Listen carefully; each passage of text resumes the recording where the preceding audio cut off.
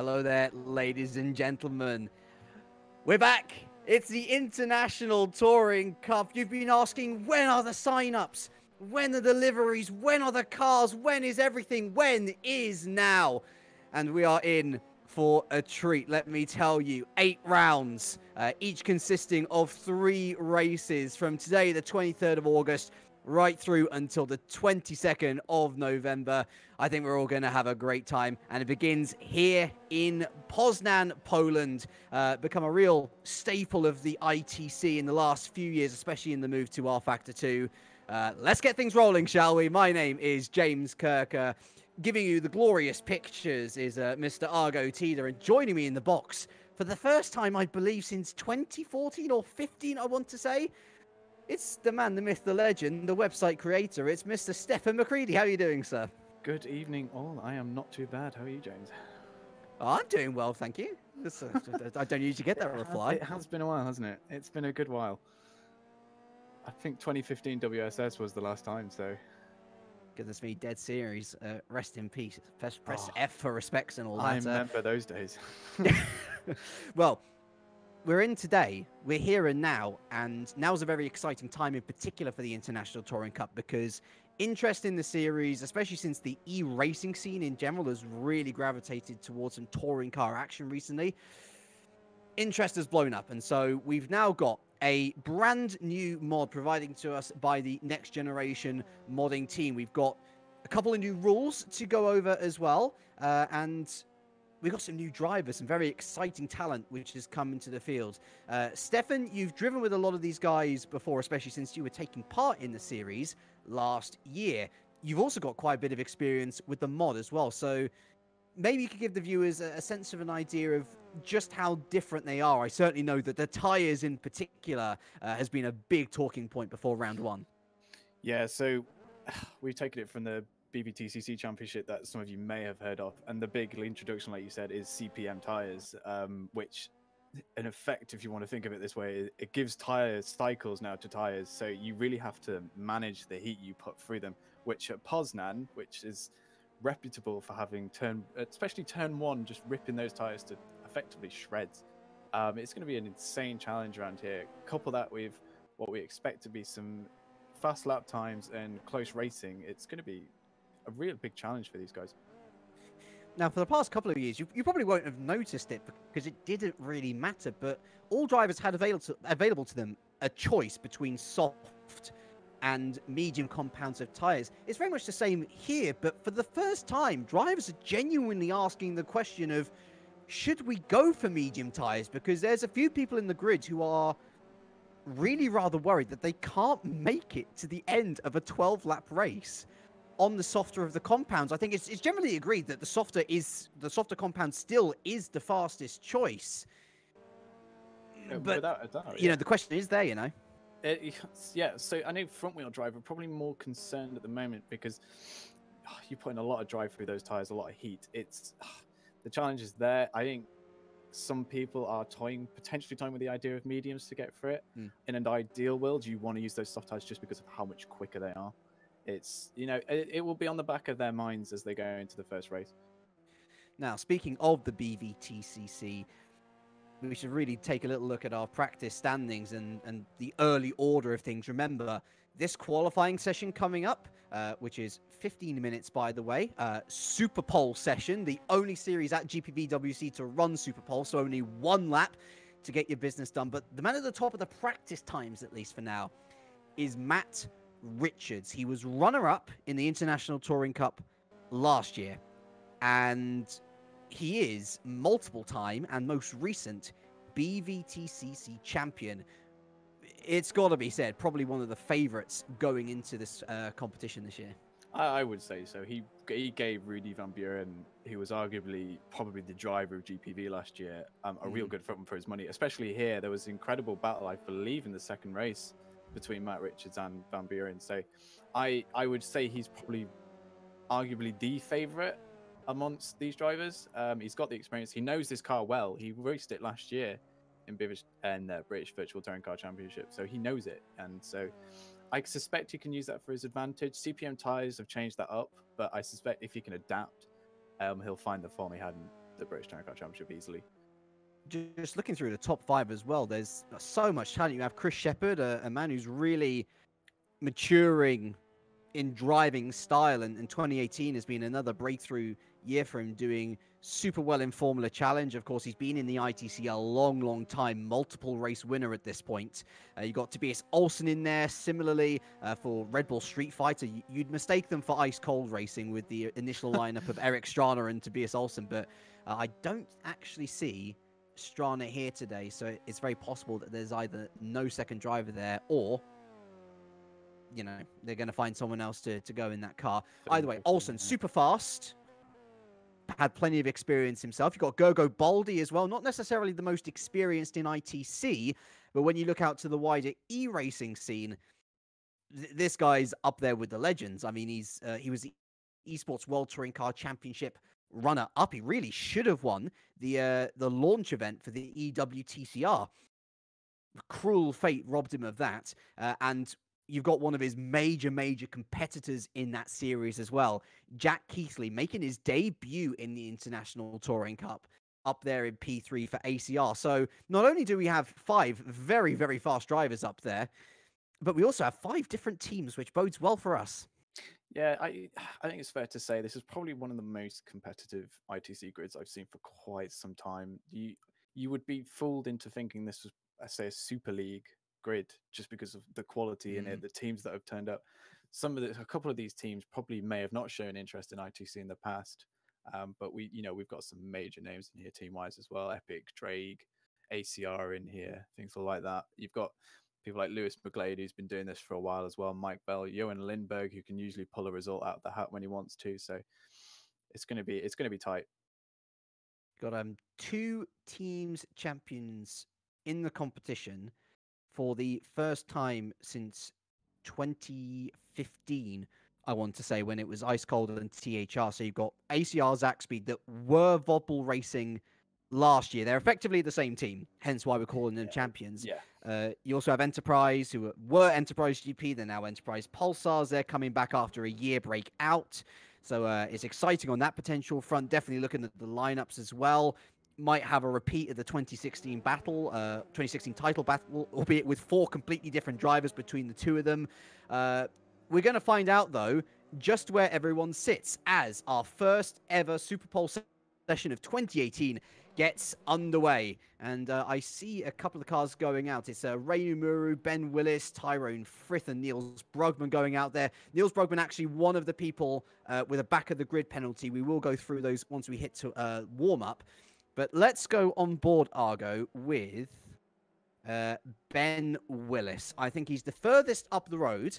I got a lot to prove, Ben, because I know we keep on harking back to the BVTCC, but him and Matt Richards, they won a championship together. In this MG, it's going to be an interesting season for him, though, because in the ITC, not really done that well. Big, important lap. Would be good for him to get out the gates well. Yeah, I think these 2 in the Drake MG, I would look out for in this championship. These 2 are really strong in this car. I remember chatting to Ben earlier about last year's ITC and how the Toyota probably wasn't the strongest car there. I know YTF1, not to be confused with WTF1, which I constantly do. They really struggled to get the Toyota hooked up last year. They did not enjoy it. Whilst they were obsessed with the actual car because they're massive Toyota fanboys, they just couldn't get on with it. So you're right in that sense. I think Ben will show how good he actually is in this car. He's a dependable driver. He'll tend to get the job done, but he needs that car to be hooked up to truly perform to his potential. And hopefully, as you're about to see here, he can do that. So let's take you around a track. Let's take you around Poznan, just in general. This is the tire killer. This is Big Pan. It's wide. It's a very good overtaking opportunity during the race. But as I say, it kills the tires. And it's only really a short run through the slight kink of turn 2 here before we head into one of the coolest corner names in the history of tracks. The Devil's Smile. Watch out for those inside curbs. They can kill the underside of cars. It's then another short straight before the left-hander of turn 4. And it's you can see the tires smoking there already. A quick flick then into turn 5 before we head into the corner adjacent to Big Pan. It's Small Pan. And living up to its name, it's a Very slow speeds, tight hairpin. You want to get on the power a lot earlier than you can. It's then bursting out through turn 7 there, a little bit off the power and then a little bit more off the power as we go into Tribune. It's a slight short reprieve then as we head into the tighter than you think it is, turn 9, probably flat before a little break into Oaks. Very aptly named as we're heading into the forest part of this circuit now. It's a quick Mickey Mouse chicane of 11 and 12th before we head into turn 13, Radar. And then we're on to effectively the back straight, but there is only one more turn before we head on to the home straight, of course. The most inventive name on this entire track, Last Right. I know, it's silly. Why? So many cool names, and then they come out with that. What does Ben Willis come out with, though? 134s, 135s are what we're looking for pole. A 136.688. Likely not going to be anywhere near the top 10, unfortunately. It was a tidy lap. It was a good example of the track, actually. But yeah, no, we are definitely looking at the 34s for this circuit. I should say, well done on the corner names, by the way. You did impeccably there. Thank you. They're not the hardest to pronounce either. No, they are not. And so, Niels Brugman did go to the top there. He's just left the server again. He's got back of the grid, so it doesn't really matter where he goes. Pedro Delgado there up on a 135.6. Rono Muru coming in with a 136.4. Let's see who else is near to completing a lap there. As well. He's just started, hasn't he? Yeah. Probably worth keeping on board with him as Whoopie Hoekstra goes in last there at 136.7. Jack Keithley, one of the favourites of this championship there. I know Lewis McGlade going to the top with a 135.3 is impressive and all, but this guy, when it comes to sim racing and touring cars, you can't really get much bigger. No, Jack is, it feels, as we were saying earlier, it feels really bizarre to call him a rookie because he is so far beyond a rookie. It's unreal. This guy is, in my eyes, I feel this championship could be between Richards and Keithley. I know that's calling it early, but for me, those two guys really stick out. But Jack Keithley is, yeah, he is lightning in touring cars. It's borderline disgusting how quick he can be at times in a touring car. So definitely one to watch out for. He's a fiery driver though, and Vobble, now HCR, they've had a tendency for picking up fiery lead drivers. It can work for them because they're incredibly fast, but if they get rattled, it leads to more incidents than not, and it's why in the aforementioned 2016 title battle, they had Nicky Jakovic, and it was the amount of penalties that Jakovic picked up, which ultimately handed both the drivers and teams championship to Adrian Holman, Enterprise GP, respectively. Jack Keithley, though, again, he's one of these drivers that's really matured. He's really evolved over the years, and he'll be looking to settle nice and early. He's done so, going 7/10 almost clear of the rest of the field, a 134.7. That was a really clean lap. We were on board for all of that, and that was as clean as I like. That was really nice. So he heads up an all-British trio at the moment. Lewis McGlade in second. The returning Mike Bell with Smile Power Racing. We've not seen them since 2015. This is actually their debut in the ITC, though. He currently rounds out the top 3. And let's see, who else is on the lap? His teammate, actually, Adam Pinches is on a lap, as is Fabian Ruder. He's probably going to be next across the line, actually, the German.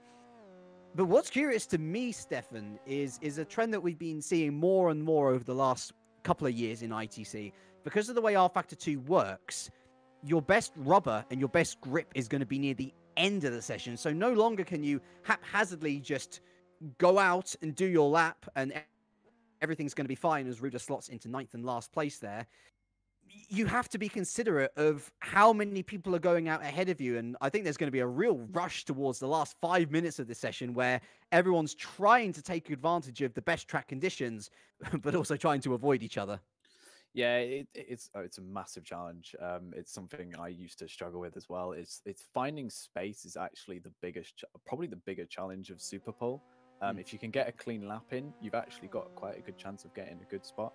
Compared to people who say there's a group of 4 or 5 cars just in a row, and especially with towing cars, where it's actually even more difficult to either gap ahead or overtake a car if they're going too slow. It's a massive challenge. But it last man out is the way to go. You've got to be that last guy out just because of R-Factor 2. Adam Pinch is there with a super solid effort. The Hungarian here on his debut in the ITC.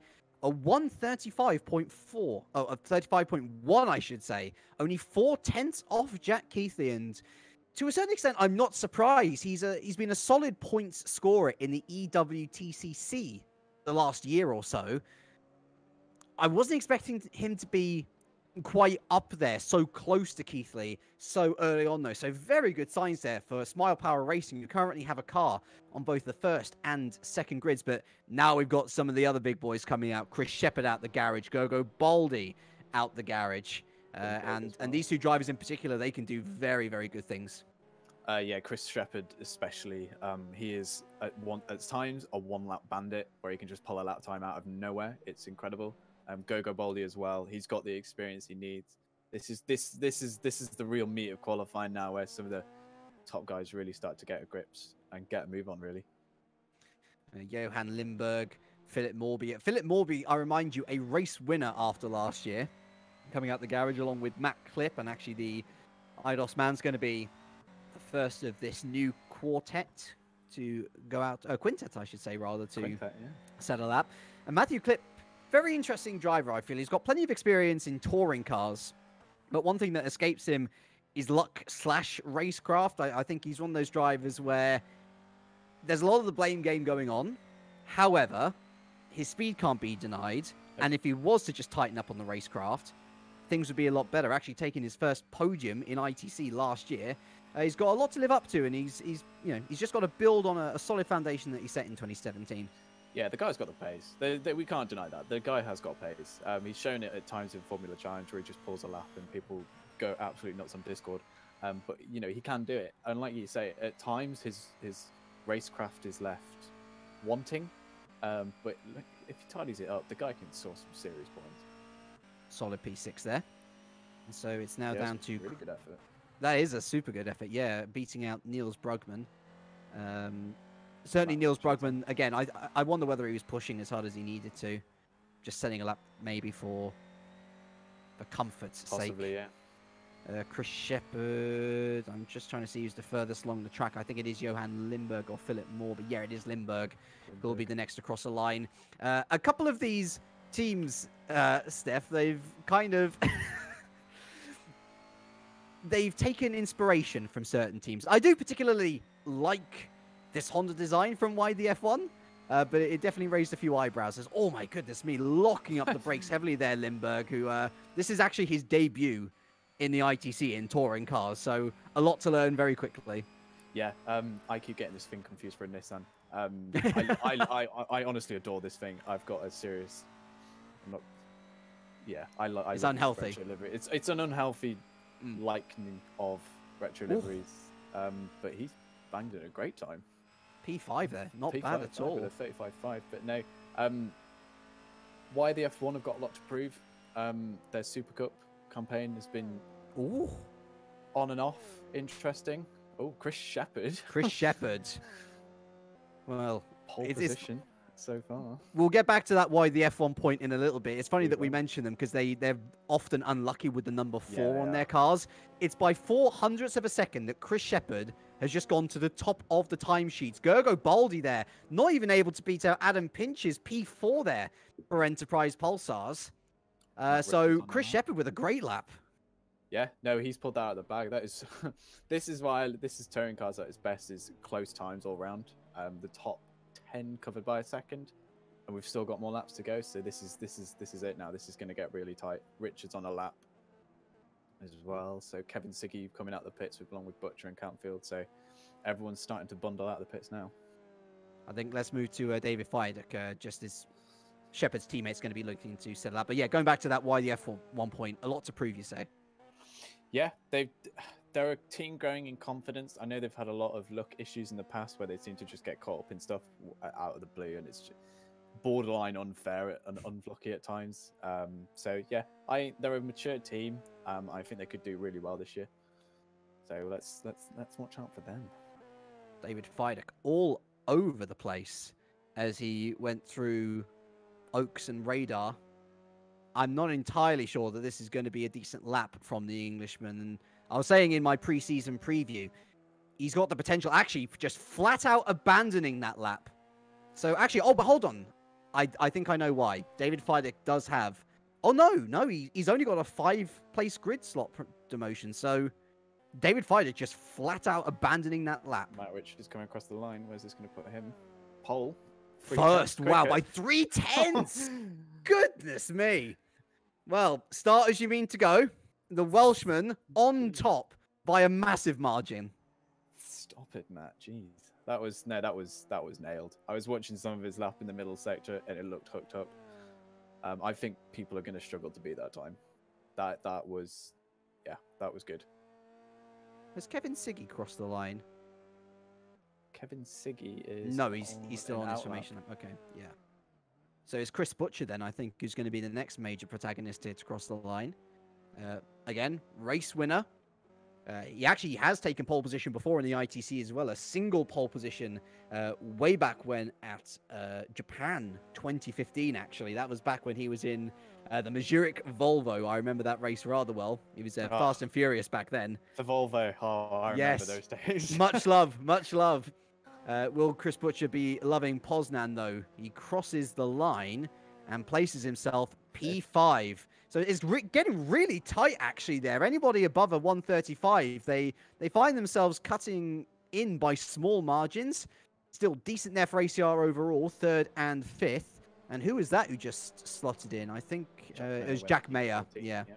So 13th then for the Englishman. And we really are on the final couple of laps. Oh, Eric Strana is in the service. So our lone champion on the grid, our 2-time champion from 2014 and 15, does indeed join us at the last. That's so weird not seeing him in an ice-cold racing car. Isn't it just? It's weird, isn't it? It's really bizarre. I can't. I don't know if I can deal with this.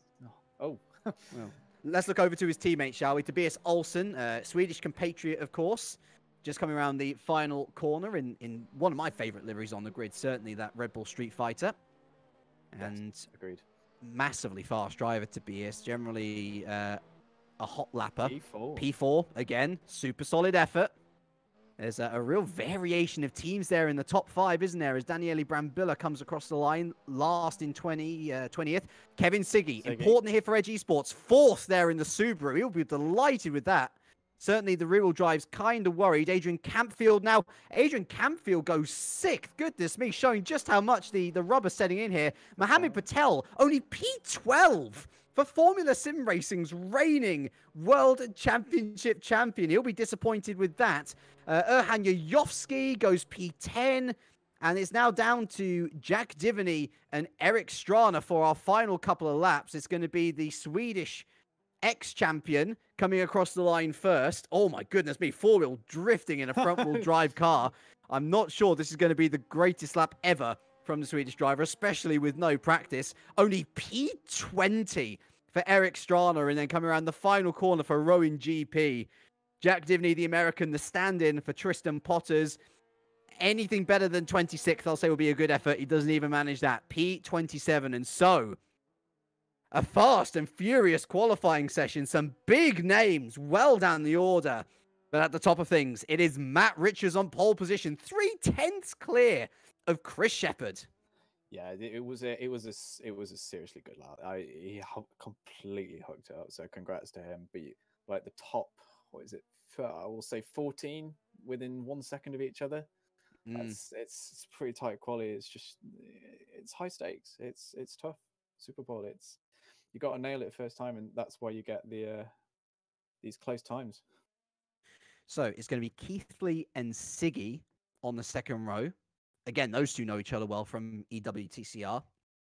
Olsen is going to be on the third row, but not Adrian Campfield. Again, going through our penalty list, on this current grid, Yujovski, Niels Brugman, and Adrian Campfield, all of them have back of the grid demotions. David Fidek with a 5 place, so that should mean he will be starting 26th, I believe. So joining on the third row, Tobias Olsen will be Adam Pinches on his debut. Great qualifying from him.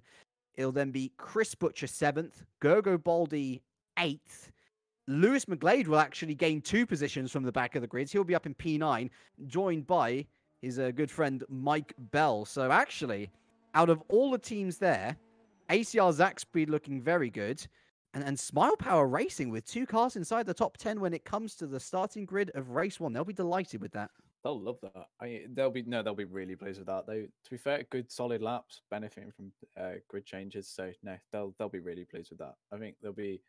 I'm looking forward to this race 1 because this is a close grid. There's some names all around the place. There'll be some comebacks. No, this will be good. So let's actually talk about how important this session is as well. That's the only Super Pole session you'll ever see without weight penalty. And weight penalty has always been a factor in the International Touring Cup. However, this year switches things up once again. In 2017, we introduced increased weight ballast in comparison to previous years. So it was 75 kilograms for first place in the championship, or from race 1 onwards, the top 5 in the previous race. And then it went all the way down to 5th place, which was ultimately 39 kilograms of weight ballast. This year, we bring it down to the bottom half of the top 10. So BTCC rules pretty much 75, 66. You keep on going down in effectively increments of 9. It decreases a little bit. It's a little bit fast and loose down the bottom. What you need to know is that 10th place will be hosting 9 kilograms of weight ballast on their car. So after this race 1, weight gets involved, and especially with the tyres being as touch and go as they are around this circuit, it could prove rather interesting indeed, as we're just heading up into our warm-up session of 10 minutes now. Gives us a bit of a chance to breathe and also talk to you about... Oh, it's only 5 minutes. Never mind me. They've decided to half the time. We have a little less time then to talk about the fact that this year the ITC was so popular that it spawned an entire other division. And you can watch that division right now. I believe, unless I'm mistaken, we have 2 streams running on GPVWC here on YouTube. We have Division 1 here, the International Touring Cup, but we also have the International Touring Challenge, abbreviated to ITC2. A lot of new names there. It's going to be fascinating to see how that championship pans out, but it really is a testament to how popular this series was even before the season started, Stefan, even before sign-ups were announced. People love their touring cars, and it's great to see so many people eager to get in them. Yeah, and I think this is the beauty of the independent series, is that it's a much more freer environment to enter teams.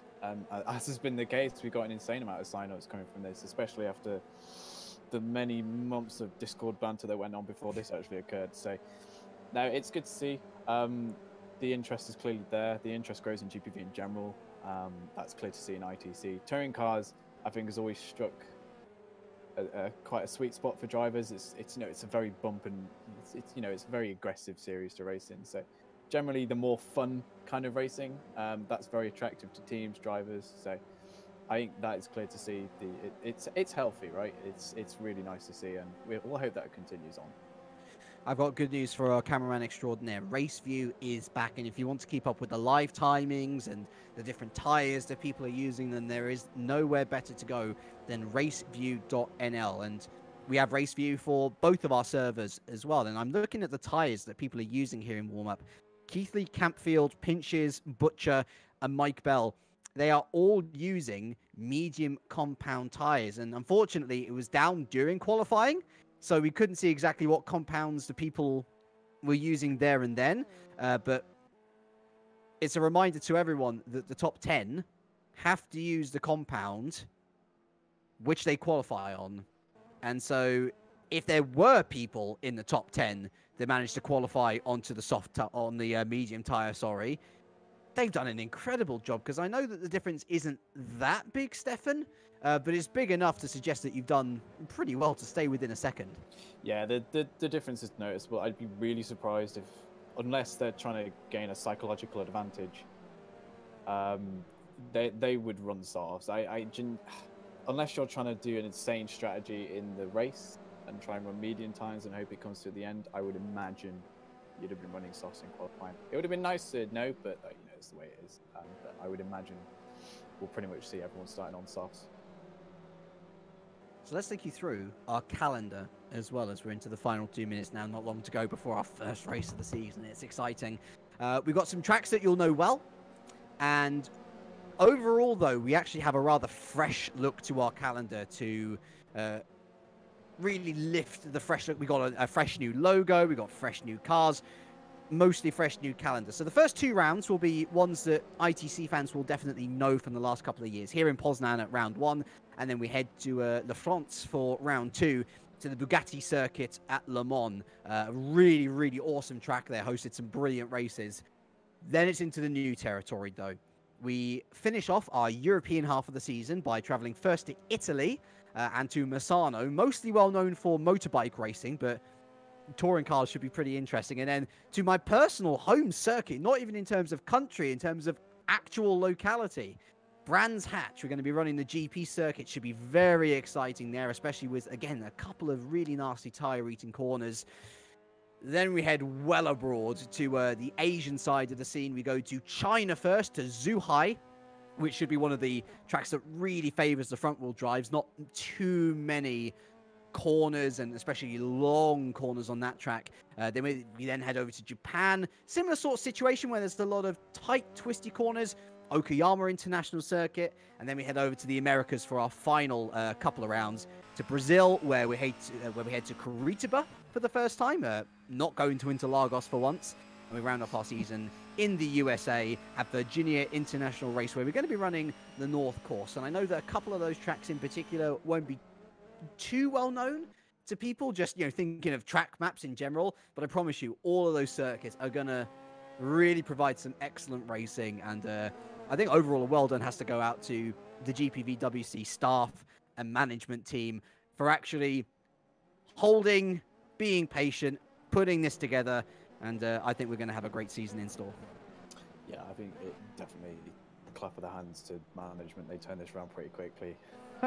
when the mod turned up, basically, I think we had a test race within the week. That was nuts. So no, they've done a great job. Curitiba for me, I'm looking forward to. That usually provides some great racing. Many hours in Automobilista with that circuit. No, so that'll be good fun. Misano, I always thought was a bit of an interesting choice. So I'm interested to see how that one goes, considering the nature of what it usually gets used for. So that'll be interesting. Le Mans, that's got a couple of good overtaking opportunities, so that can be used there. So no, it's going to be an interesting season. I think if people can't make a move at a certain circuit, they'll definitely try and force it, which is the usual way of touring cars. So that's, we get that fun side of it as well. So warm-up is over, and the focus shifts towards the race. We have 3 races in store for you. Race 1, it's the qualifying order, and it's a race to the flag, 12 laps on the cards for each of these individual races. The finishing order of race 1 will then be used for race 2, but a reminder that those top 10 finishers have weight ballast applied for that second race. Spices things up a little. And then, of course, race 3, the one that all the spectators look forward to, a reverse grid of between 10 to 15 cars. Again, the top 10 from race 2, they've got the weight ballast, and so if the maximum number of 15 is pulled, they're going to be yoinked to the middle of the pack and asked to try and do the race with 75 kilograms on board. Not fun for them, hilarious for us, because it provides the best opportunity for surprising race winners. Yeah, no, it can lead to some hilarious outcomes. I know Rudy used to very much dislike having 75 kilograms on his back when he used to have to come through the field. So no, that's what keeps it interesting. I think we'll definitely see some interesting racing moments. And I mean, especially this year as well, when the weight is going to have more crazy. of an impact. Like it's going to be really interesting, right? So yeah, we'll see what happens. Unknowns, James. Unknowns. That's what we want. Love it. Strap yourselves in, boys and girls. And reminder, steady on. If you have 2 monitors, you can double watch the 2 streams. I know it'd be really confusing, but throw them all your love as we head to the race session. The R Factor man says his words. And yeah, I always have to give him his due words, because bless him, that's the one sound file he gets. And everyone just heading to the grid now. What on earth goes through your head at this point, Stefan? Because you were not necessarily here in Poznan, but you were there at the first round of 2017. Is it just a case of get into the groove, don't get caught up in an incident, try and score points, or is it even more conservative than that? I think it definitely depends on where you are in the grid in the touring car race. I think from memory, when Eric Strand just quickly drops out, which is interesting. But if you're at the front, I remember at Donington, I was given reverse pole, and that was quite nervy, because especially Donington with a weird first corner. First corner is always a risk in touring car because people will just try and make something happen early on because of the shortness of the race. But you know, just you got to keep your nerves in check. Just don't get caught up in anything silly, really, and away you go, really. That is a real shame for Eric Strana. We don't usually do restarts here. No. And so he becomes an early casualty as we head off on our formation lap. Matt Richardson for Drake Racing heads us off on pole position with Chris Shepherd for Epic Racing P2. It's then two of the E-Racing boys, Jack Keithley third for ACR Zach Speed and Kevin Siggy P4 for Edge Esports. We then have Tobias Olsen, the now lone Red Bull Street Fighter P5, alongside debutant Adam Pinches P6 for Smile Power. Chris Butcher for ACR is P7, with Gogo Baldi for Enterprise P8. And rounding out the top 10, we have experienced veteran Lewis McGlade P9 for Aurora, and Mike Bell making it 2 Smile Powers in the top 10 to only match ACR. Behind them, we have Mohamed Patel making his debut in P11 for Edge Esports, and Arnie Schoenfleet, one of the World GT protagonists this season, only down in P12. Disappointing for the Dutchman, driving for Adonis Engineering once again. We then have Pedro Delgado, the lead of the racing team Stroton's P13, with Matthew Cliff. A pretty good effort there to be up in P14 for IDOS. He's joined by his teammate, Jack Mayer, in P15, with Ranu Muru on the edge of the points, P16 for TTF. Ben Willis is down in P17 for Drake, with Wupke Hoekstra, the lead of the CM Techs in P18. Fabian Ruder is the lead of the Rowan GPs in P19, and rounding out the top 20 is Philip Morby for Racing Team Stroton. Starting from the pit lane will be Daniele Brambilla for CM Tech. Not a great start for him either, which means that 21st will actually be Jack Divany, the American, subbing in for Tristan Potters at Rowan GP. Johan Lindberg makes his touring car debut, P23 for YDF1, with Tyrone Frith, P23 for TTF. We then have David Fidek starting P24 for Epic, with Adrian Campfield, P25 for YDF1. Erhan Yajovski will be starting P26 for Adonis. And Niels Brugman will be rounding out the rear of the field, P27 for Enterprise. 28 runners and riders, meaning that we are missing 2 cars, one of those being the Red Bull Street Fighter of Eric Strana. And I'm just trying to remember what the other one is, because I can't remember it off the top of my head. That's a good point. Who is it? It's the other Aurora of Kyle Benton, it's supposed to be. Ah, of course. Kyle Benton, of course, another BBTCC guy, so... Indeed. A shame for Aurora, a shame for Red Bull Street Fighter not getting their seasons off to the best of starts. The lone drivers will just be looking to score as many points as they can then, as the drivers line up on the home straight. Do indeed. At this point now, you just want to get going. Tires will be cooling down, which, to be fair, knowing CPM tires may not necessarily be a bad thing. But this will be good. Looking forward to it. Watch out for the rear-wheel drives. We've been promised that they are pretty lightning off the line. Might we see Kevin Siggy in P1 by the time we hit turn 1? We're going to find out. The moment you've been waiting for has arrived. The International Touring Cup 2018 season is underway, and it's a terrible, terrible start from Chris Shepherd. Matt Richards actually gets away really nicely, and as expected, it is Kevin Siggy slicing through the second row to make his way up to P2 as we head into turn 1. Matt Richards is well clear. Siggy's up into second, and everyone else just trying to find their way around these early stages. Through Big Pan we go. It doesn't look like we've had too many bad moments. In fact, no, everyone's made it through okay. As look at this, Kevin Siggy already attacking Matt Richards around the outside of the Devil's Smile. He's got a little bit of his car on the outside, touches the grass though. And so he filters in behind now. Chris Shepherd, by the way, all the way down to P6 as Chris Butcher makes his way past. And the two come into contact, allowing Adam Pinches and Gogo Baldi into that story. Look at this four-way battle in the lower stages of the top 10 here. And is that Mike Bell and Schoenfleet getting involved as well? Yes, it is Mike Bell throwing it up the inside, trying to take Gogo Baldi unawares. And you know what? I think he's done it as well. Yes, side by side they go. Oh my goodness, big slide. And he's done it. Great move by Mike Really Bell on the opening lap. And look at that as well. The Adonis service, Schoenfleet bullying Gogo Baldi down the order through turn 9. And yeah, I think he's got him, although Baldi on the inside now. through Oaks, still going side by side. Great battling in the midfield as Patel gets involved. Just going into the final couple of corners now. It's a lot calmer up the front, actually, as people have been able to get away. So confirmed Schonvliet past Baldy. Patel remains in P11. And coming round last right then, he was able to stave off early pressure from Siggy. But what a great start from Matt Richards. He leads from pole position ahead of the aforementioned Siggy, Keithley, Olsen, Pinches, Butcher, Shepherd, Bell, Schonvliet and Baldy. Fair play to everyone. They were all incredibly well behaved. I was expecting at least a few things to go a bit awry, but no, that was a brilliant start from Matt. He completely nailed that. I'm not really sure what happened to the two Hondas behind him. They just kind of seemed to bog completely. Naturally, Kevin with the rear-wheel drive was always going to get a better start, but he completely nailed them before they even got to turn one, which is, you know, crazy to see. But no, really well behaved. There's battles still going on. Mike Bell and Arnie having a good battle as well. So, no, really well behaved.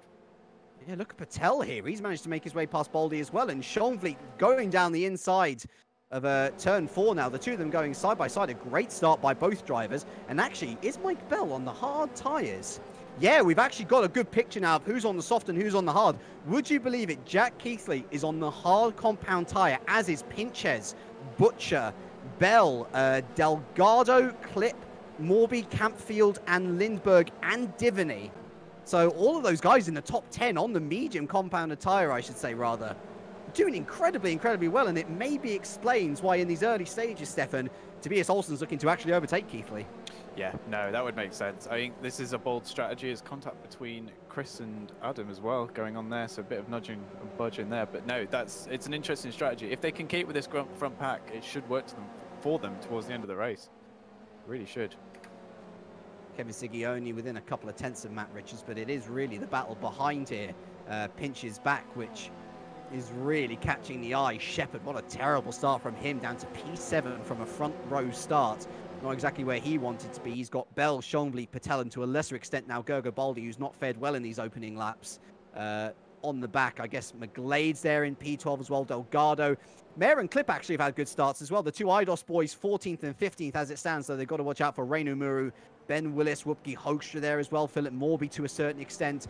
All teams that are looking to score early points in a very precarious position this season, Stefan, because of course, with the two divisions comes a potential relegation battle as Schonvliet and Bell come into contact. Patel will be looking to gain advantage there, but yes, with two divisions comes relegation and promotion.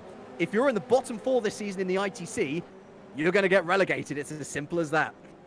Yeah, that really does add some spice to the mix. It actually now means the bottom end of the table, it means more than ever. So certain people would get into the situation where they weren't particularly happy or may, you know, just exit the race. But now that you can't really do that because you risk relegation, and team owners wouldn't be particularly impressed if anything was jeopardized in that way. So every position now matters, which makes for great racing throughout the entire grid. So for us, that's great. We can look up and down the field and think, oh yeah, this all matters now. So this is really good.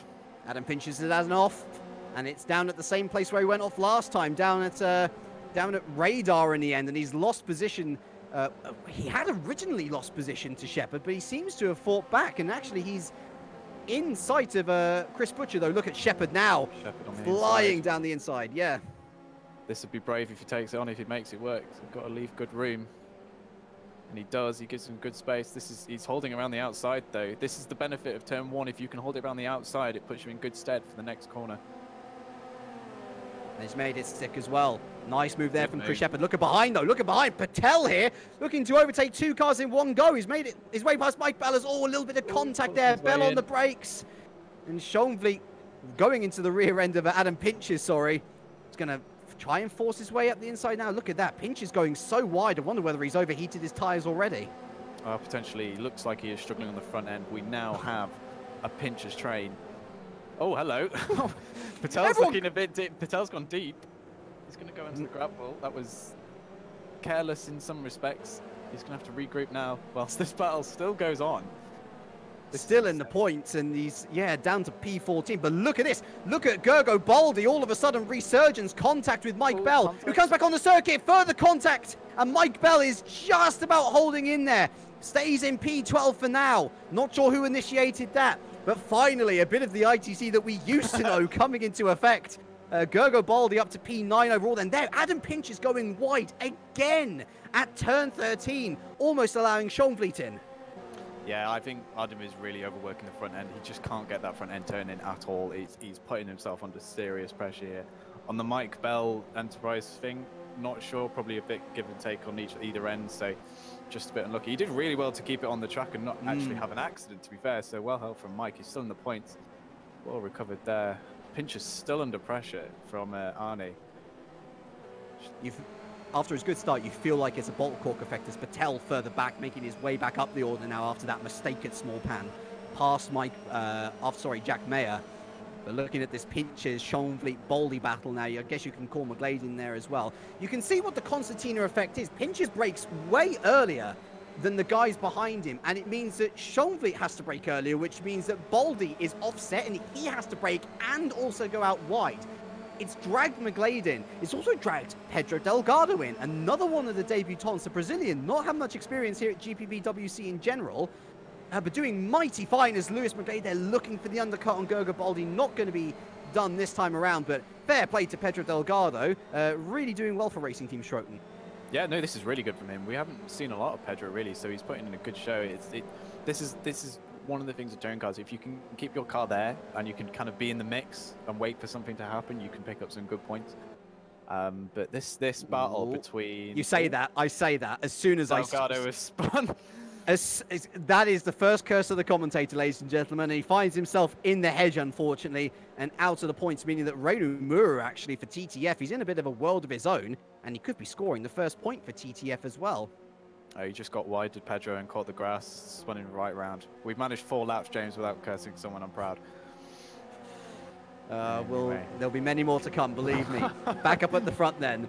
Lap 6 of 12 as Butcher and Shepherd, going into combat with each other. And this is Chris Butcher defending position. So Chris Shepherd, he might have had a bad start, but his race pace is most certainly still there, putting his sister Honda into all sorts of problems. Yep, he's doing really well. Chris Shepherd has got some serious experience in touring car racing. He's going to look around the outside, a bit of a nudge. He's going to try and hold it, but Butcher defends well. Keep him going. He's keeping his nose in. He's going to try and get a run down to turn 3 if he can. Knowing Butcher, though, Butcher's got some really good racecraft in him. It's probably one of the reasons why he's done so well in Formula Challenge this year alongside his actual pace. So this is going to be a really good battle. And you've really got them 2 by 2 now. Look at Kevin Siggy all over the back of Matt Richards. It's the same really for Olsen and Keithley. Further up, or further back, I should say, in the battle for 3 or 4. And then you've got the cluster that is Adam Pinch's all the way down. And sorry? Keithley and Olsen barging away. Keithley was trying to go around, well, no, Olsen was trying to go around the outside of, which was a bit risky. Had the nose firmly shut on him. As we got. Yeah, this battle between Richards and Siggy it's hotting up, one might say. The big problem though in that rear-wheel drive is that he's not going to have the straight line speed, even in slipstream. So he's just got to hope that his better tyre wear is going to save him, especially in the second half of the race now. Yeah, absolutely. He just needs to keep close to him, and I think he's doing a really good job of that. But if he can keep this kind of distance, or at least get a run here, gee, that was close. You saw that as well, yeah. Butcher and Shepherd getting mighty close there in turn one. I thought Shepherd was going to T-bone Butcher at one point, but good on the brakes at least. Yeah, he is. He's going to try it. I wonder if he's going to try it in turn 1 again. Oh, contact! Contact between the two, and Shepherd into a half spin. Thankfully, it wasn't too bad for Butcher, who gets away with it. Shepherd as well, getting away with it to a large extent. That could have been a lot worse than it ultimately ended up being. But further back, Adam Pinch is still holding off Schonvliet, and this time around, Schonvliet going wide might allow Gergo Baldi into the battle. Lewis McGlade here as well as we head towards Small Pan. The way this corner has worked, though, this could allow Lewis McGlade through on Gergo Baldi, who's going to have to go the long way around. Little bit of contact in there. No, are they going to come out as they went in? Yes, they are. Good racing. Yes, they are. That was good racing. That was really well defended, to be fair. Whilst he is blocking this up, he's defending it really good. He's managing to hold this position insanely well. I think your main overtaking opportunity is in the first sector. When you get to this kind of sector, it is really difficult to find an overtake, especially here in these faster corners. It gets really difficult and it backs it all up again. It's a really difficult section, 10 through to 13, Oaks through to Radar. Especially that Mickey Mouse chicane, because you're braking into it as well. So you're kind of braking as you're turning. And if there's anything that people should know out there about braking and turning in touring cars, it's not the best combination at the kindest of times. No, especially in a touring car, which is just a massive lump of metal. So it's an extra challenge, and you've got to get it complete. If you can straighten it up, then you've got a better chance, as Keithley and Olsen are looking incredibly close for P3. Yeah, very good shout as we go towards the Devil's Smile. Olsen braking to the outside. He's going to look for the cutback, but Jack Keithley parks it on the apex, and you can see how frustrated Olsen is, pretty much pushing Keithley around that corner, but Keithley doesn't have to go anywhere, as behind is that Schoenvliet again going into battle with Adam Pinches. You cannot look away from this battle for one moment, and Schoenvliet looking to go around the outside now, Pinches on the inside. It's the same thing as we had last week, as, oh my goodness me, Baldy almost into the side of Schoenvliet. The Dutchman is more definitely alongside. Adam Pinches, though, going into small pan. Finally, is this going to be the overtake? Yes, it is. Schoenvliet finally passed Adam Pinches, who held on for such a long time. Well defended. Now it's down to Gergo Baldy. Gergo on the inside. Yeah, look at that. He's going to be straight through once we hit turn 9. And is Lewis McGlade going to get in on this action as well? He's really overworked his tyres. Pinches, he goes a little bit wide, so Baldy is through. But Lewis McGlade has to stay behind. He goes for the undercut, really backing up people now. You've got Patel, Mayer, and Bell in there as well. And contact into that corner again, but McGlade holds it, goes around the outside. Brilliant move, and in all of that, Bell's getting 2 positions as well, getting past Patel, who's down to 13th, and Mayer, who's down to 12th. Really good driving from everyone there to avoid an incredible wreck.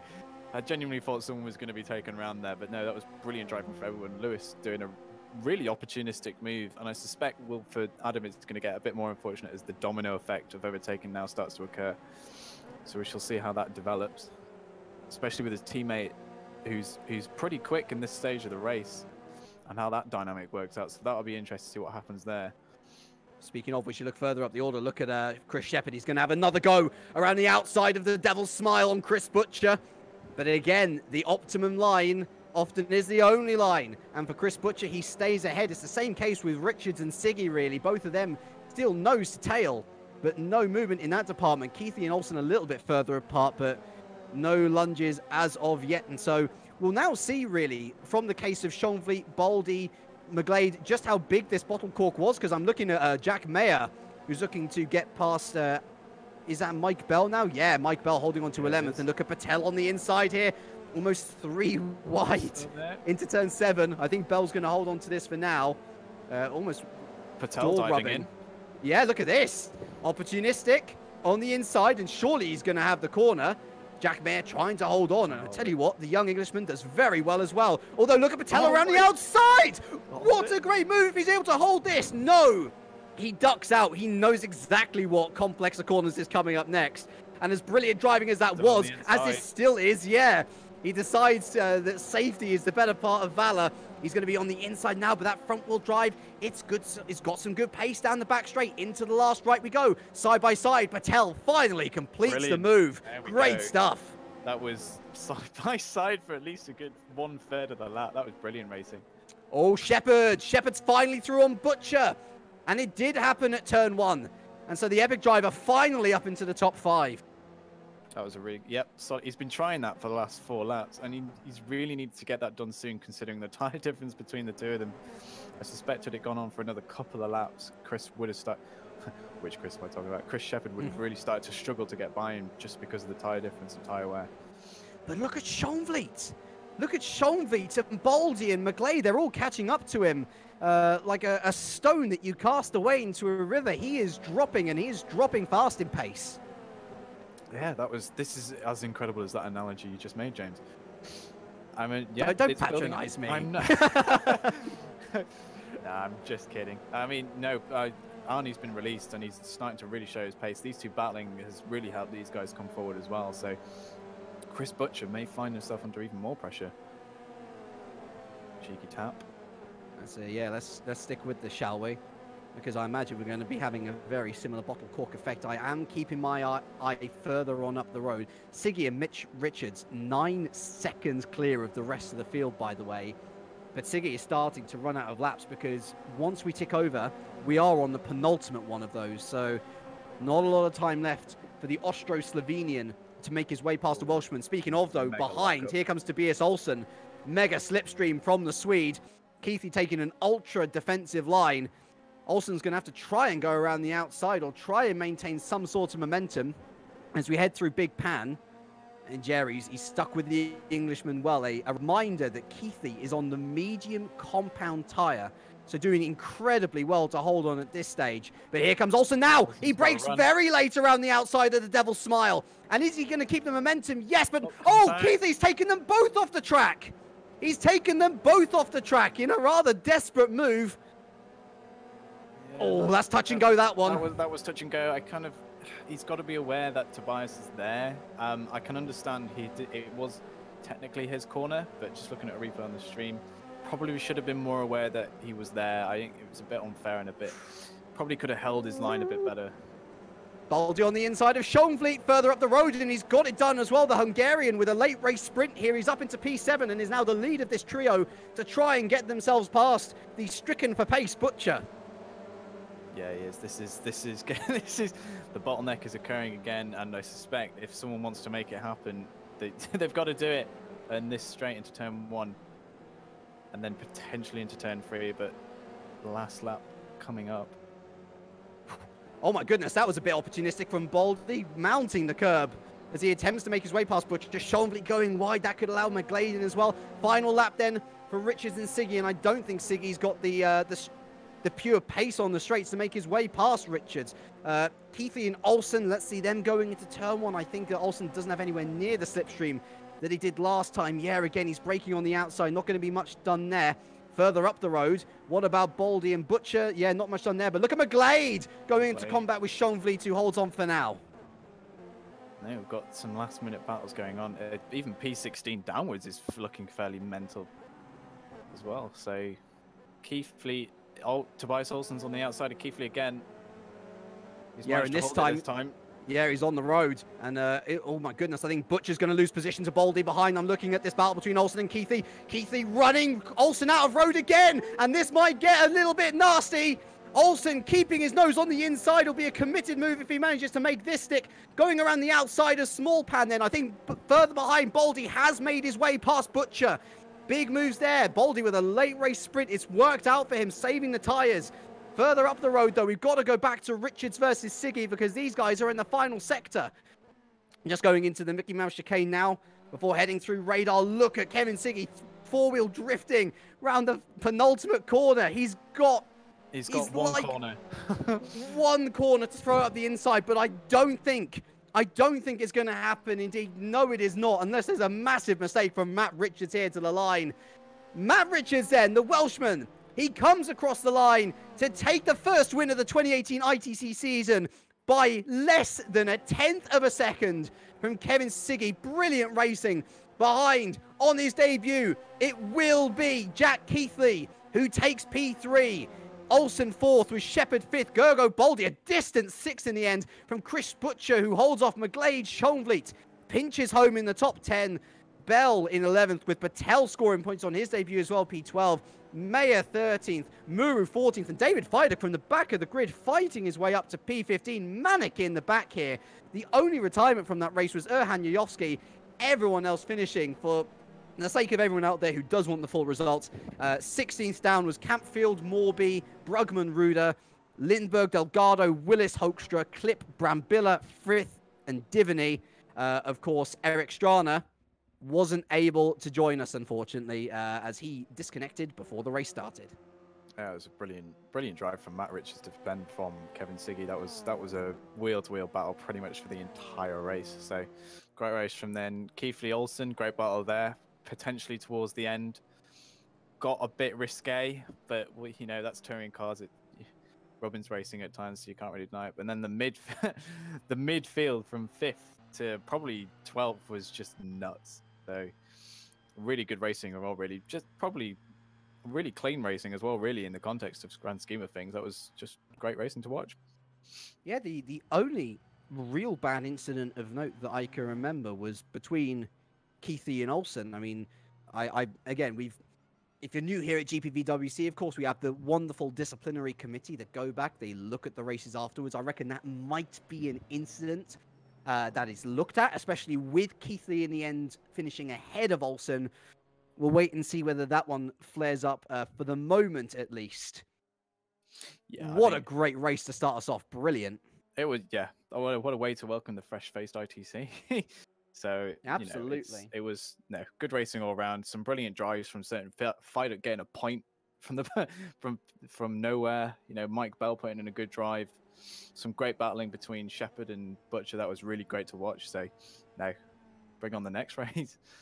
I thoroughly enjoyed the different strategies as well. I mean, I'm looking at both enterprises. I mean, Baldy, he gained, what was it, 2-3 positions in those final few laps just from saving the tyres. I get the impression his teammate Brugman, I know he didn't score a point, but last I saw him was down in 21st, 23rd, and he finished in 18th as well. So a lot to be said of the different tyre strategies. And well, Keithley's got to be one of the big ones, finishing 3rd on the medium compound. Butcher finishing 7th on the medium compound. Pinches and Bell, both Smile Powers, both scoring, both medium tyres again. So for once in the International Touring Cup, tyre strategies, actually, it means something. It's a thing now. It's a thing. Yeah. A couple of the drivers are now saying they have 10% of their tyres left over at the end on the softs, which is, I mean, you're cutting it fine, really. So, the difference in tyre strategy is it's really interesting to watch, and you could definitely see at the end, medium tyres were definitely coming into play. Something to watch out for, especially with weight now. From now on, here in on, it's we've got weight involved as well, so that will play a factor. 75 kilograms for Matt Richards. Goodness me. I don't want to be in his shoes right now. No, I would not either. Because from memory, the MG was always was quite bad with weight, so we shall see. Well, I'm looking at Siggy. I know he's going to have 66 kilograms, but those rear-wheel drives really did live up to the billing of good starters. Yeah, Siggy nailed that start, and it was emphasized by what P2 and 3 just not getting off the line like Matt did. Matt's start was probably perfect in the context of front-wheel drive, but I feel like it would be interesting to see what happened if 2 and 3 had got away properly, because I feel like it held Kevin up a bit, so he probably could have been closer. But yeah. Yeah, I think it was the perfect start for Richards in every way. Pole position, unopposed into turn 1, the win at the end of the day. But yeah, great start to his championship. This is exactly what he will have wanted. So nothing better than 25 points in the evening. Of course, though, here at ITC, you have 2 more opportunities to contest for 25 points. And I am fascinated to see how race 2 ends, because I get the feeling we're going to be getting a very different order to the one that we started, or that we start race 2 with. I genuinely think that the weight is going to have that much of an impact. Plus, we still have people who are further back who are trying to make their way forward. I mean, Fidek did a great job, Brugman down there as well. People who we would be expecting to score points, looking to overtake those in the lower point scoring bracket. Yeah, you've got to remember as well, there was a couple of bottlenecks, massive bottlenecks in that race, especially with Shepherd kind of battling away with Butcher, and you've got the Arnie trade that we had going on to nearly 3/4 of the way through the race. So McGlade was kind of stuck in that, Arnie was stuck in that, and he really came alive towards the end. So this second race is kind of, this will probably start to help us shape who's looking fast in these cars in this series. I was just thinking, so at the moment, I know it's early days, but I find it funny. We do have a joint championship lead between Drake and ACR. That'll go down well. Of course, the difference is that Drake only scored with 1 driver, so it probably helps them much more. With the weight on, though, I wonder whether we're going to be seeing more people choosing to go with those medium compound tyres, because honestly, on the face of it, if you were looking at Smile Power and ACR, they had solid races, but they looked like sitting ducks at the end of it. Butcher especially was falling like a stone. Yeah, I suspect, and I would imagine it's going to happen, that you will definitely see more medium tyres being run, especially with weight involved in the top 10. So it's going to be really interesting. I couldn't really say, because the combination of the weight, the CPM, and some of these drivers not being used to that, it's going to make for an interesting race 2, really. one of intrigue, I'd say. I love Poznan. Such a good circuit. Of course, at 4 kilometers long, it's hardly our longest or shortest circuit on the calendar. But do you think that this is going to be the biggest test in terms of tyres? I know it seems like a baptism of fire for this mod, but it does so many good things in testing the drivers and their abilities to A, keep a car on the circuit, but also in terms of their racecraft and conserving the tyres. Yeah, they'll definitely be on the back of their minds. If it wasn't already, I'd be surprised, because it's hard racing. It will definitely not help your tyres. The benefit of R-Factor 2 is it tends to show us when you're absolutely destroying the tyres. So yeah, it's definitely something on the minds. The guys with weight will really have to be careful. So 75 kilograms for Matt, I genuinely feel sorry for him, because this is going to be a tough test for him to keep cars behind. So it's kind of, I've nicknamed R-Factor 2 the controller killer, because I used to be able to compete on R-Factor 1. I wasn't half decent with speed, but since the transition to R-Factor 2, I mean, there's just no way that me as a controller user and as an aggressive driver at that as well, that I can do anything with this. I was rather hoping I'd be able to drive myself at one point, and it spurns the rather hilarious conversation. I was having a good chat with my very good friend Matt Allington about where to drive, and the team in question that we were looking to drive for completely changed the lineup because all of a sudden neither of us wanted to do it. Yeah, well, and like, you know, it's that, I think it's really great though, because it does encourage driving properly, and I mean that in the kindest ways. I know I'm a pleb, you know, I drive on a controller, oh, you know, woe is me, but you have greater control on a wheel, and there's a lot more skill, I feel, to driving on a wheel, and really finding those subtleties and mastering just driving in general. I mean, in reality, and this is not saying anything against controller races, because I know you guys exist, but you just cannot be as smooth in a controller. It's smooth, which is also really bizarre in touring cars, because you generally wouldn't mix the two. So I know if Cameron Brewster was doing this series, he'd be loving this, because he is just god tier when it comes to tyre strategy and tyre wear. The guy is just so smooth. So if you can combine that smooth driving style, but with probably a bit more elbows out racing, then you put yourself in a really good place, racecraft wise. So this is the thing. There's just this extra dimension that makes it quite interesting. I was rather hoping that we would see a Brewster-led entry, because I know they're particularly handy. That, you know, particular group with them with this mod as well, but unfortunately not. Hopefully we'll see him at some point in the season. Fingers crossed. As we are in a very short warm-up session, there's hardly any delay before we head into race 2 now. Rapid fire racing.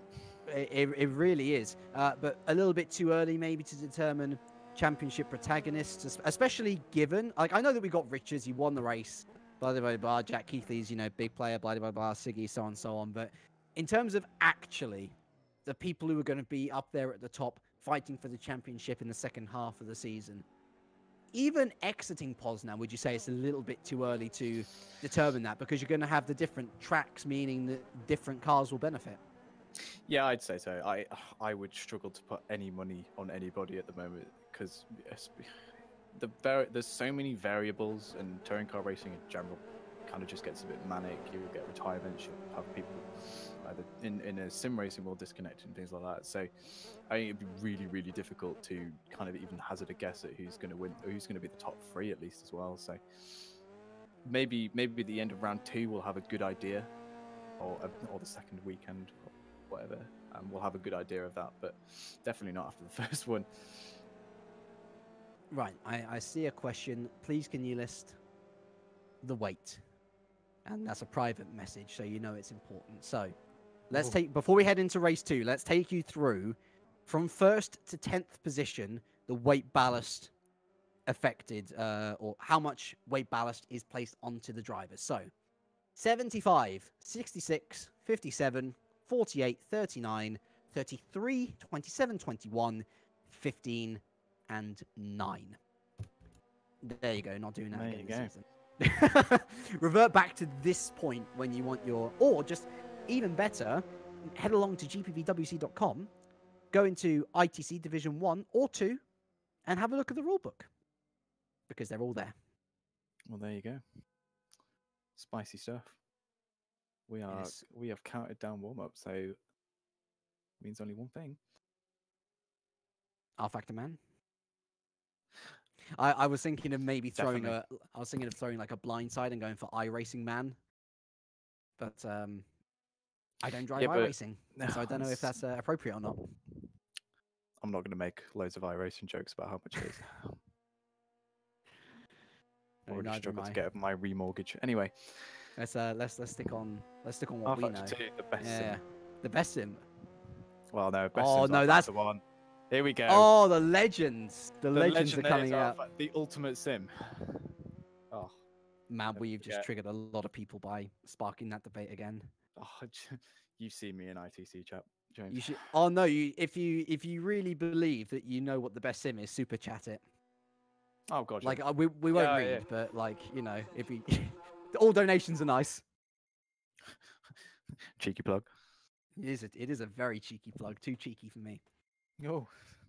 So another 12 laps. Another 12 laps on the cards then. This time with weight. Like me on a Saturday afternoon or evening, I guess, depending on when I have dinner. But very excited to see how this one turns out. Whether the starts will be particularly effective, or affected, I should say, rather.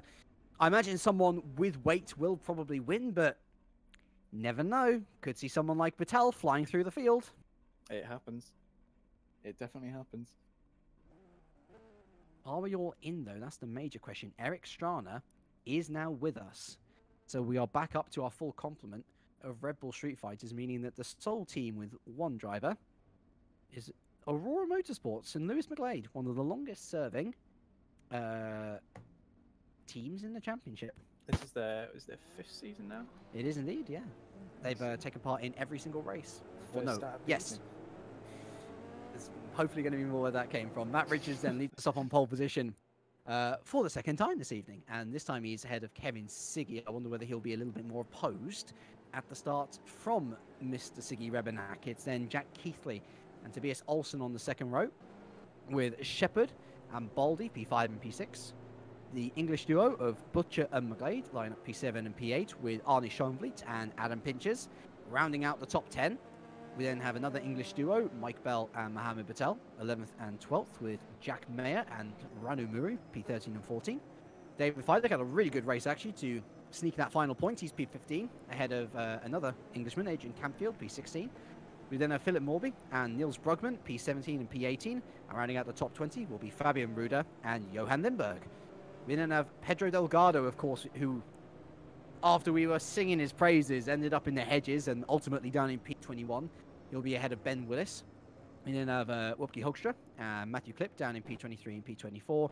Daniele Brambilla will be ahead of Tyrone Frith.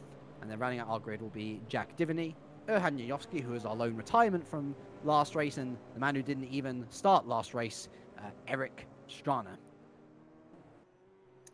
Nice grid rundown. Got Epic Races saying it's such a pretty grid. We, I think, completely agree on that one. It's curious because this grid has been described to me as Marmite. Some of them absolutely love a lot of the color schemes on show. A lot of people say that it's utterly average. I think it's a pretty grid, personally. Oh, yeah. Some really lovely looking stuff. Anyway. You got a favourite? Do I have a favourite? That is a good question. I think there's 3 cars that it's close between. I think it's either the Drake, the Edge, or the ACR. Those 3 liveries are pretty much nailed down. They're lovely. I am a big fan of the Drake. Massive fan of the Drake. It's a lovely livery, isn't it? ACR is good as well. I agree. Not so much a fan of the Edge, actually. I think they could have done a bit more, but I do like the colours of the Edge. Always have done. You see, well, we should set up a livery competition. It happens in the career ladder. Oh yeah, it does. That's a good point.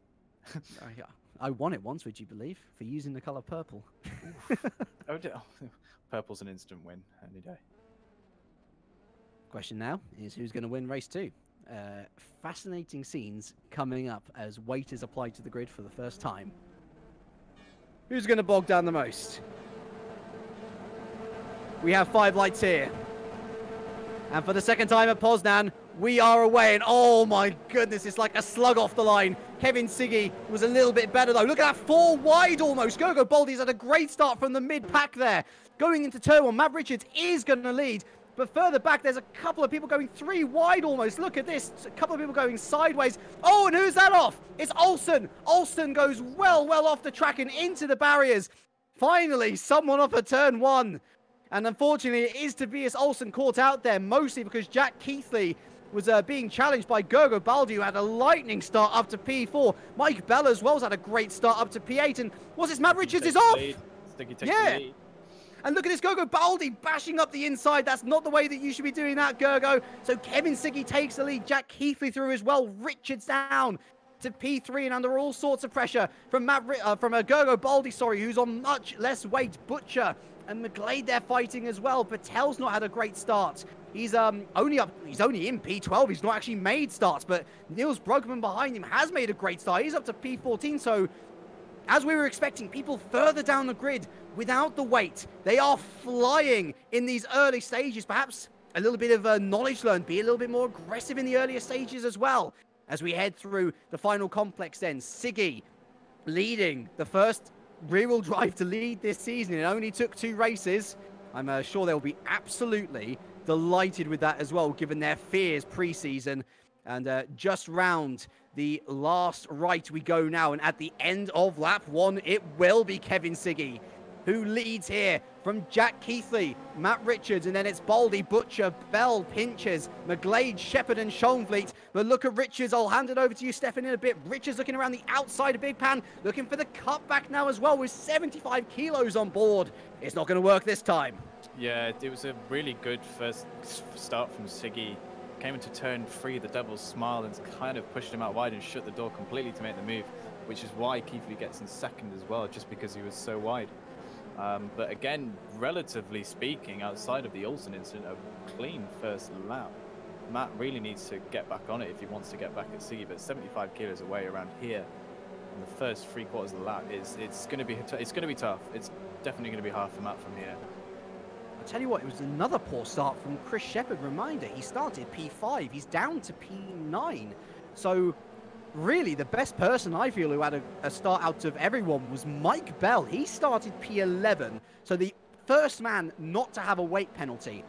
He's up to P6. He's passed his teammate. He's passed 5 cars in total. Brilliant start from the Englishman. Yeah, he's making the most of all the little barging that was going on around the Olsen area. So Mike Bell's got pace as well. He's shown it in the Price 1, so if he can start to make some moves, he can get some seriously good points here, especially just Smile in general, looking really strong at the moment. They're looking super solid. I said in my season preview, not going to be pulling up any trees, but you know what? If they keep on scoring points at this rate, they're going to be doing pretty all right. And I do notice on Mr. Pinches's car, there's been a slight tweak in strategy for race 2 as well. Pinches on the soft, and in fact, the majority of the field are on the soft. The only medium runners are Bell and Morbius. I think Baldy there was under pressure from Butcher into turn 1, and I think Baldy maybe just let him have that one because Butcher was through with ease. Yeah, that was a fairly done deal, that was. This is a close group. I mean, Mike Bell running to be fair to him, he's running the harder compound as well, so he's doing really well to keep up with this. Lack of weight, don't forget, come into play here, so kind of balancing it out for Mike at this moment in time. He's really taking full advantage of it. Further back, Lewis McGlade defending off Chris Shepherd through the Devil's Smile and into turn 5. He's able to defend once again. Schoenfleet, Patel, Campfield, Mayer and Brugman in close pursuit as well. I think it's Brugman lining up a move here on Jack Mayer, who's just lost the position to Campfield. Oh, look at that further up. Sorry, Schoenfleet's round. Schoenfleet is round. I saw a lock at the brakes, and he is off. So through goes Mohammed Patel, who's going to...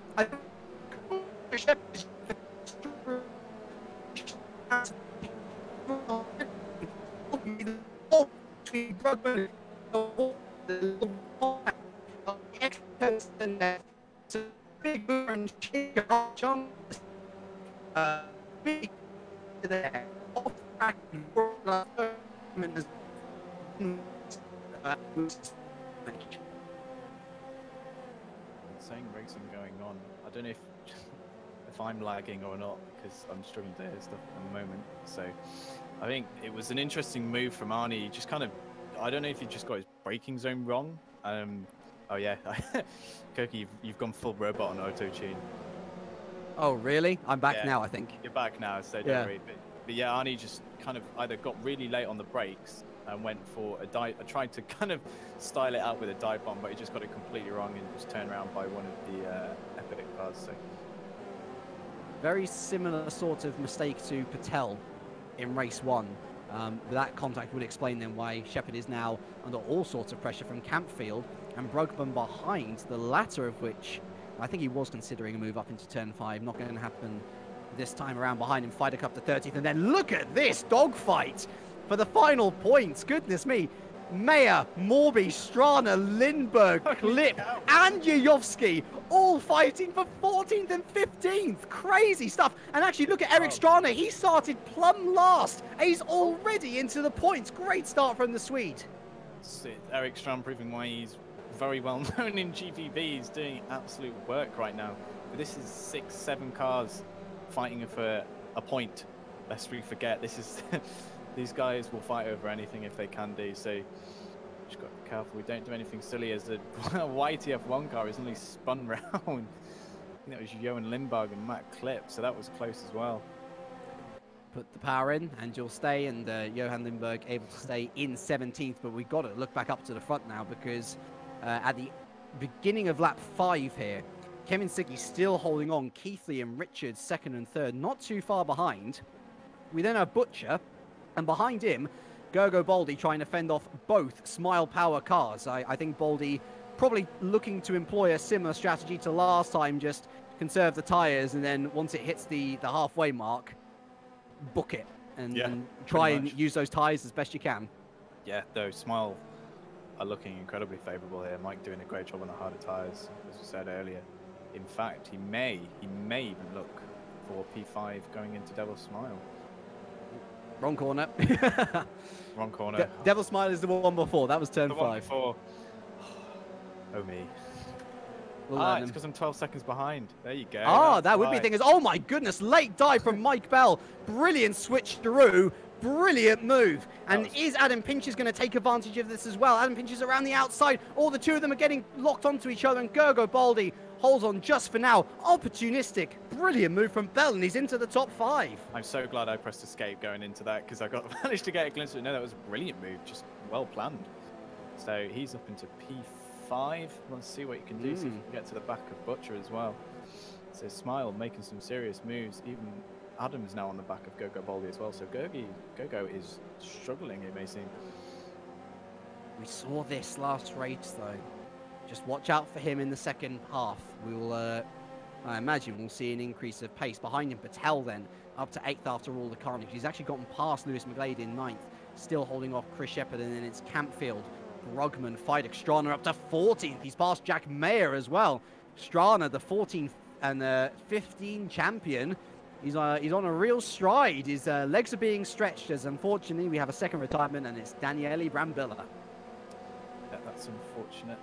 No, Eric Strand doing some really good work here, showing some seriously good pace. Back of the grid to 14th is fair going. The top 3 seem fairly stable, really, not really able to make many moves on each other. So mid-pack is seemingly where all the action is at the moment. Yeah, so I'm looking at Patel, and he is starting to actually hook onto the back of this Baldy Pinchers battle. So that might be the next big one. And actually for Gergo Baldy, that might be a sign of relief. I mean, look at that. Patel already with them. He kind of needs Patel to start attacking Pinchers, so he has a little bit more room to save those tyres. Yeah. So if Patel is going to get to the back of them, he will probably want to get this done soon. Because these two here, the Smile of Adam and Gergo Baldy, are going to be going at this for a bit, I suspect. Patel's been showing some, to be fair to him, he's been showing some really good pace coming up through the field. Both races, really, so. Debut in GPVWC, not the most well known for his touring car exploits. No. No, he's not. And in many respects, this makes it all the more impressive, really. Absolutely. Onto the home straight then. I think Adam Pinches is going to be lining up a move here. I suspect you may be correct. Let's see. Is he going to go for the diamond to turn 1? No. Gergo Baldy takes the defensive line. Pinches Little look around the outside. It's not going to work this time around. Further back, though, there is a move. Look at that. Niels Brugman. Oh, what happened to Campfield? Campfield is well off, and I'm going to have a little look at what happened there, because he was in battle with Chris Shepherd. Oh, yeah, he just lost it under braking. Chris Shepherd just kept on taking the line, and Adrian Campfield was moved out of the way. And what that means is that Niels Brugman's been able to take full advantage of that scenario. The Enterprise up into 10th position, and a reminder, that's pretty important for the reverse grid, because the numbers go from P11 down to P15. So at current position, he's going to be at the front of the grid for race 3. Yep. So, he puts himself in a really nice position there. So that's good for him. So we've got going on. Patel is really now starting to put the power down on these two. Again, it's this bottleneck we seem to be having. I think the nature of Poznan for most of the circuit is it really just promotes these battle maps to occur, making it difficult. It's great for us because we get massive groups of cars battling away, but for the drivers at this point in the race, it can be incredibly frustrating. Worth saying, there's a big weight difference here as well. Of course, Gogo Baldi in 6th last race. He has 33 kilos on his car, whereas Adam Pinch is behind. He finished 10th, and so he only has 9. Patel, of course, he's got no weight on the car. And as is shown in this Constantina effect, we might very well have 3 wide going into turn 1. Nice camera view, Poznan. Great to have it. Gogo Baldi defends, and he defends very well indeed, hugging that inside line. Again, the Constantina comes into full effect. He's going to have to do a little bit more, perhaps into the Devil's Smile. It is really close, isn't it? And Gogo Baldi with the super inside line, or a little bit of contact as well. But Gogo Baldi holds. Although, look at this. Inside line from Adam Pinches. He's managed to find some way to get a purchase. Gogo Baldi forced to go wide, gives Pinches plenty of space, but you know what? He's defended beautifully. Keeps really P6 for now. Really well done. That was really nice of him to put the car where it needed to be. Even Patel's interested in this now. Around the outside, a small pan. Outside. This is where Mohammed needs to be opportunistic. No five touch, and he's been sent into the wall. Now, I can't really... I don't know how to call that, but Mattel's going to try and take advantage. In fact, he does take full advantage. He's up into P6, McGlade 7th. Niels Brugman up into 8th, Pinch is 9th, Fidek 10th. So Gogo Baldi, not awful for him. He will still be near the front in race 2. And actually, he didn't lose as much as he probably could have. But that's the problem of if cars start to lock together. And particularly with the front-wheel drives, the understeer, it just naturally promotes it. That's what's going to happen. It was just very close for comfort, I think. If anything, Niels, but there was a slight cut across the nose. Nothing too major, to be fair. I can kind of understand why he was trying it, but it was just an unlucky touch, and he was just sent. So, yeah, so just unlucky, really. Lap 9 of 12, we are arriving near the end of the race then, and it is still Kevin Siggy, but he leads by 1.3 seconds. Matt Richards has reeled Jack Keithley in. And perhaps the battle for P2 is still on. Watch out for Chris Butcher as well, watching brief. A further 3 seconds back, you have Mike Bell, who is in clean air, 3 seconds clear of Mohammed Patel, who will be looking just to pull clear of Lewis McGlade on the rear-wheel drive. Much easier tyres. Niels Brugman from P14 up to P8. He's been having a great race. He leads a real gaggle here of Pinches, Fidek, and Baldi. And Shepherd then P12 with Strana up to 13th from the back. Lindbergh and Mayer currently rounding out the points. Erhan Yoyovsky, who started also near the back, is looking to score a final point here as well. Yeah, he did indeed. This is a nice little battle going on for these final few points, actually.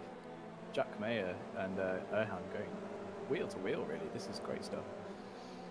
At the front, Kevin Siggy seems to just be finding a rhythm now. He's starting to pull away nicely, so looking good for him. Things have kind of calmed down, really. Jack Keithley and Richards is the only real battle going on at the moment in the top 6. In the top 6, yeah. And probably worth going on board with it now, because I think Matt Richards might very well line up a move here. Into the slipstream of Jack Keithley he goes. Jack Keithley goes defensive. That's his one move. Matt Richards goes to the outside of Big Pan. Keithley into the middle of the circuit. And Richards with the attempted undercut. Keithley's an experienced boy. He's just going to move to the inside. No problems there. Yeah, the thing with turn 1 is it is pretty easy to defend for. If you cover the inside line, you're going to send the car to the outside. And considering how tough that corner is already, Matt Richards goes for a dive bomb on the inside. Well, they say rubbing is racing, but I don't think Keith is going to like that one bit. No, he probably won't appreciate that, to be fair. That was as late as you like, forcing your way through.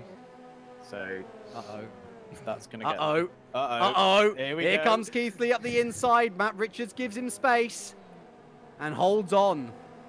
Good defending, good awareness of the situation. I think Matt Richards, knew what he was doing those last couple of corners. He knew that Jack would retaliate quickly. So I suspect Jack will probably be quite pumped up now over that. So just needs to keep his cool and come back at him. He's got his teammate on his rear support as well. Chris Butcher remaining in P4. The soft tyres doing better for him in particular this race, certainly. Less of a drop-off in pace than we saw in race 1 at least.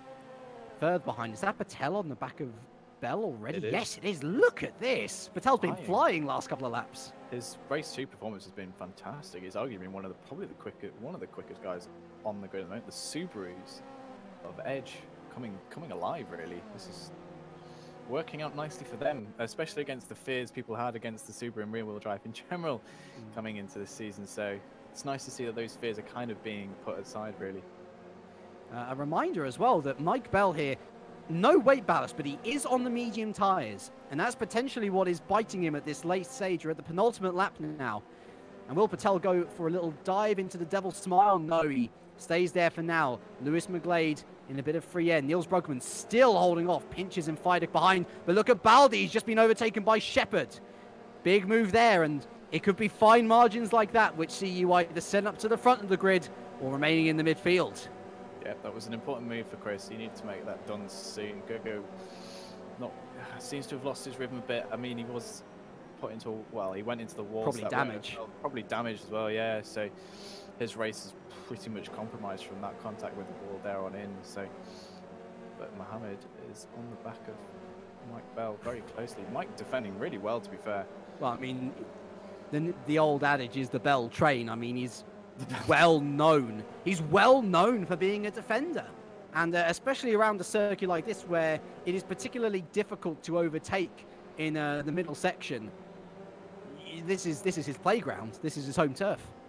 Yeah, absolutely. Worth noting as well, the ACR cars have swapped either up for have they really? So Chris Butcher is now ahead of Keith Lee. Sorry, Patel going side by side with Bell through the last right.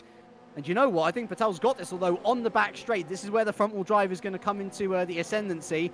Patel, crucially, has the inside line, though, going into Big Pan for the final time for these two, and he's made it stick as well. Great move. Brilliant move, and now he's got time to go catch Keith Lee, just based on his pace alone. Oh, we are in the last lap, so maybe he won't. So, no, really good move. Top 5 finish, potentially, so nice work there. Any other close battles? I think it's Brugman, Pinches, Fidek, and I think that might be Pinches taking Brugman as well. He seriously outbraked himself, and look at Fidek sneaking through as well. Double overtake, big mistake on the brakes for Brugman. He's demoted down to P10 as those two move up. I'm looking back up to the front though, and I don't think there is going to be much change up there at all. Each of the drivers pretty much seconds clear of each other now. Yeah, I think this is pretty much set in stone, isn't it? Yeah. Siggy now 3.8 ahead, which is some lead for a touring car race, really. You expect these cars to be insanely close, so everything looking pretty static. Closest we've got Baldy and Shepard, I guess, in P11 and 12 looking slightly close. Yeah, some pretty nasty, not nasty, but it's pretty tight down there. Not tied up at the front, though. Championship wins apiece, and as such, they equal each other on championship points. Kevin Siggy takes race 2 here in Poznan, and he does so by 3.8 seconds ahead of Matt Richards, who comes home in P2. Chris Butcher picks up his first podium in the season there in P3. Jack Keithley P4. Patel with a brilliant drive through to P5. Same really for Mike Bell, P6 from outside the top 10. Great stuff on the medium compound tyre. McGlade P7 with Pinches P8, Fidek P9, and Brugman ultimately coming home in P10. Then we have the reverse grid candidates. Shepard 11th, Baldy 12th, Lindbergh 13th, Strana 14th. From the back of the grid, great drive from him. And Erhan Yayovsky did ultimately take the final point ahead of Jack Mayer in 16th there. The rest of your finishers were Olsen, who of course was completely thrown off the track at turn 1. Morby, Clip, Campfield, Delgado, Ruda, Muru, Hoekstra, Schoenvliet, Divany, and Tyrone Frith, who has yet to finish, actually, your 2 retirements from this race, were Brambilla and Willis. I think I've got to say my driver of the day, driver of the race was probably Patel in that. Just a really solid drive through the field for a top 5 finish, so really good job there. Subaru looking strong, race 2. Mike Bell producing a good fight for P6. His start really helped there. I think the interesting thing to note from that was the Matt Richards forced move, one might say, on Jack Keithley, which I suspect will be brought up with the stewards. There was also the Baldy pinches incident as well. Yeah, so a couple of incidents to take note from there that the DC will be having a strong look at. So we'll see what happens with those. But no, again, just generally speaking, nice clean racing throughout, really. Yeah, it's surprising. It's almost as if the quality of the grid has gone up. Oh, James, what are you simply suggesting? No, I think there's definitely something to be noted there. The quality of the grid and the racing we're getting it probably goes somewhat hand in hand. So a reminder that the top 10 from this race, again, they still have weight penalty applied. I'm just double checking now whether it's top 10 to 15 or whether it's 11 to 15. Because I'm starting to question myself now. Oh, there's the reverse grid rules I've seen. It is 10 to 15. It is 10 to 15. So Brugman's involved in there as well. So you've got Brugman, Shepard, Baldy, Lindbergh, Strand, and Yayovsky. So that would be a great story for Strana. Misses race 1, fights back in race 2 into the points, starts race 3 on pole position. And to be fair, to be fair as well, if he was on pole position, you wouldn't bet against him to take the win. No, he showed really good pace to get up to 14th, to be fair, so he's clearly not lost any of his speed coming back into ITC. I think it was pretty clear to me as well that qualifying, especially here, has been pretty important. Save a couple of big performances a la Patel and Bell in race 2, Fidek in race 1. If you're pretty much set where you are, if you don't do well in qualifying. Yeah, no, I think there is a pattern occurring, isn't there? Really, qualifying clearly is important. There have been some wonder drives, and that's probably what will be required if you don't get, the quality or the race you want. But we'll see what happens in race 3, which, as habit would have, is usually chaotic. I tell you what, I think all is good between Richards and Keithley, having a nice little chat in the post-race cool down. That's what we so want. I think they are all right. I think they know that, as I say, Robin is racing is a very it's a loose term. Some people take it a lot more liberally than others. But like I say, these two, they know they're touring car racing, and I feel like they know that, especially given that Keithley's admitted there that his tyres were dead by the end of the race. I think he knew that was probably his to lose. Yeah, they're not like open wheel cars where if you tried that you'd be sent to Narnia, really. So no, it's fine as long as they've worked it out, haven't they? So no problems there at all. I kind of understand that it needed to be done, or else Matt probably would have been stuck behind him and Chris probably would have caught up. So there was a sense of urgency to it. So in the end, he made it stick, to be fair. So yeah, and actually on that one.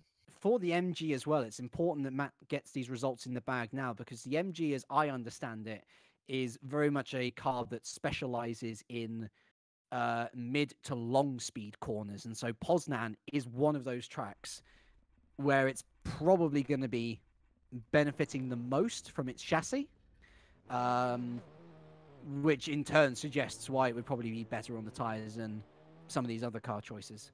Yeah, absolutely. I think it's going to be the dynamic of cars on certain circuits is going to be really interesting to see them, and could, in some respects, decide where people finish in the championship. I think rear wheel drive isn't, that's got a couple of circuits that will work on front wheel drive. The dynamic between the two drive types is going to be really interesting and will make for a decent story throughout the season. Well, again, in a similar vein to the MG, this Poznan circuit is where we're expecting the rear wheel drive to be at its best, actually, since it is simply better on the tyres. I'm I'm looking at the other circuits and I'm thinking the rear wheel drive will probably be good in these first 3 rounds, actually. Bugatti, Misano, they're pretty decent. Okayama as well. That looks to me like a pretty decent one. Maybe Virginia, North Course.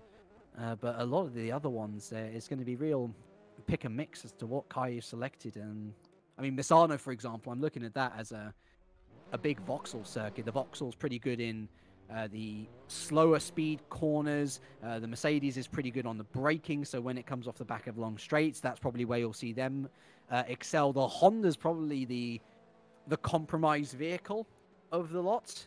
And yeah, I do like all of the different options that we have going, and I do think that the calendar reflects well that no one car choice is probably the best one, because again, Brands Hatch, I'm looking at that as potential MG territory.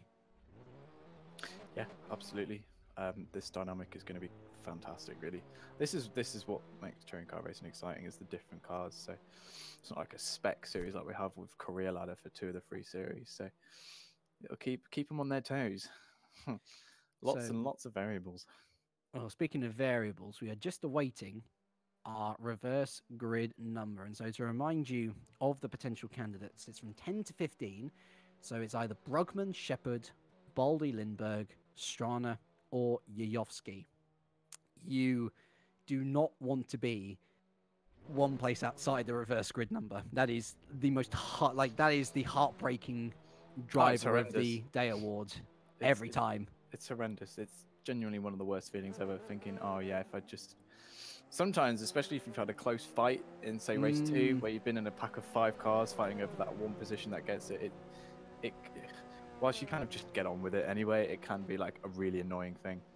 So reverse grid pole puts you in really good stead, to be fair, especially around Poznan. If you can defend well, you put yourself in a good position for a win. So I don't know what method our race director, Chris Williamson, of course, the tireless Chris Williamson, pretty much a majority of the moving gears behind the scenes here at GPVWC. I don't know what method he chooses to get the reverse grid number. Would you believe it?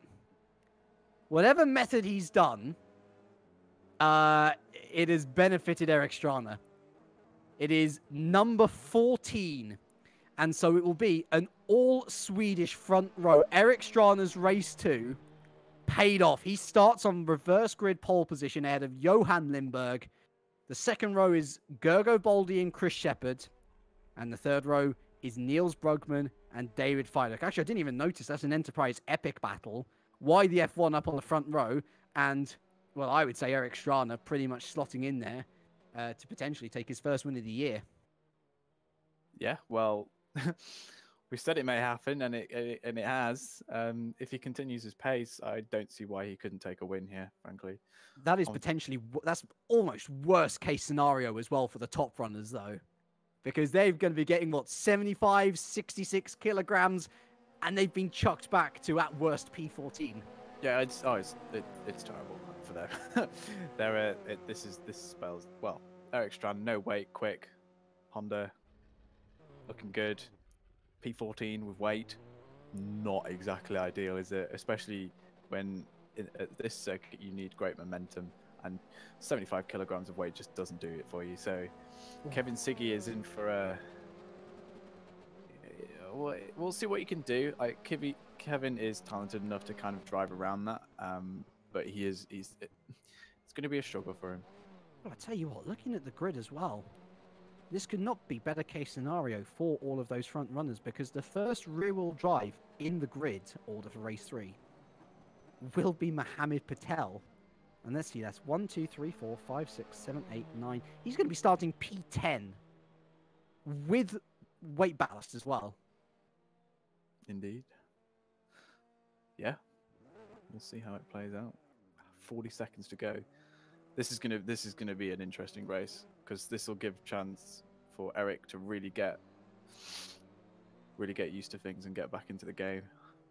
His drive to P14 is probably been quite well rewarded in that sense. So, Well, I'm looking at Johan Lindberg as well. The guys behind him, Enterprise, Epic, we're kind of expecting them to get into a regular point scoring rhythm, whether they're at the sharp end or not, still to be debated. And certainly on what we've seen here at Poznan, suggests that they're not quite on the level of ACR, at least, which I'm definitely thinking look like the strongest. Matt Richards, most certainly. But yeah, why the F1? Going back to what we were talking about in qualifying, they're a team that I don't think are immediately up for that relegation conversation, but they could score big points here. Points that might very well see them safe by round one here. Yeah, absolutely. And I think this is where certain teams, if they feel that they're at risk of relegation, really need to make use of this race-free reverse grid pole if they're finding themselves not up there consistently. This kind of race-free reverse grid pole, get in there, get those points, and then it'll make it easier for yourself. So you're right, completely right. Why the F1 will be looking at this with golden heart and a massive smile because they can score good points here. Warm-up is over. And we look ahead to our final race of the evening. It has been so good to see the ITC back and in such fine form as well. Are we going to get a surprise last winner? Or is the man that has won so much going to take the prize for such a great race too? It's going to be curious. I definitely see a lot of potential race. I mean, Strana, previous race winner. Baldy, previous podium taker. Shepard, Brugman, both previous race winners. Fidek, being inconsistent in point scores. He'd be looking for good top 10s, I feel. Johan Lindberg, taken podiums in the career ladder before. Taken a win in the career ladder before. Debut in touring cars. It promises to be yet another step into the unknown in many cases, but we could end up leaving this race kind of thinking the same thing as we did entering it. Yeah, absolutely. This is a big race for quite a lot of this top 10.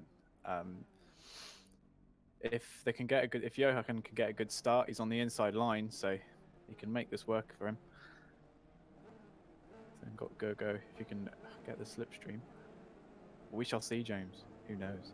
I mean, to be fair, actually, Gergo did have a very good start. He did. In race 2, so that might bode well for him. Anyway, Eric Strana, the 2014-15 champion. He's recently signed with Red Bull Street Fighter, and he will be disappointed, I think, if he doesn't take home the win here in race 3. He's on pole position ahead of his compatriot, Johan Lindberg, for why the F1. Behind them, then, it's an Enterprise epic battle. Gergo Baldi, Chris Shepard, Niels Brugman, David Fidek. They are rows 2 and 3. Rounding out the top 10, we have Pinches, McGlade, Bell, and Patel, the leader of our rear-wheel drive cars, I should say, rather. Then we're into tricky territory. Big weight ballast, low starting position. Jack Keith, the 11th, ahead of his teammate Chris Butcher. Matt Richards, 13th. And Kevin Siggy with the full 75 kilograms of weight ballast, 14th. Behind him, we have Erhan Yajovski, Jack Mayer, Tobias Olsen, Philip Morby, Matthew Klipp. Rounding out the top 20 is Adrian Campfield. And then we have Pedro Delgado, Fabian Ruder, Reinu Muru, Wupke Hoekstra, Arnie Schoenvliet, who of course will be looking to make his way up the grid alongside Tobias Olsen after incidents in race.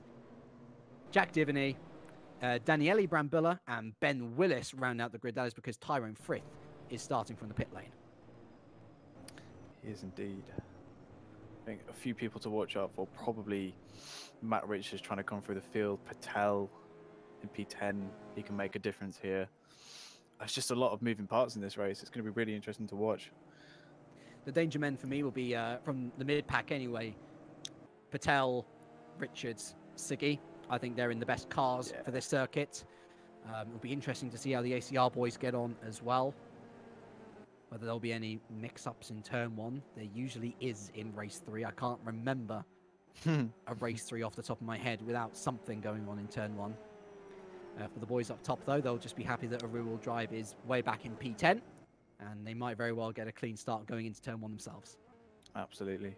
People want to make something happen in race 3, especially if you find yourselves higher up. You kind of just want to force something to happen, make something of it, which is usually what leads to some absolutely either hilarious or mental moments. Maybe both. Who knows? Oh, well. Oh, Matt Richards has gone!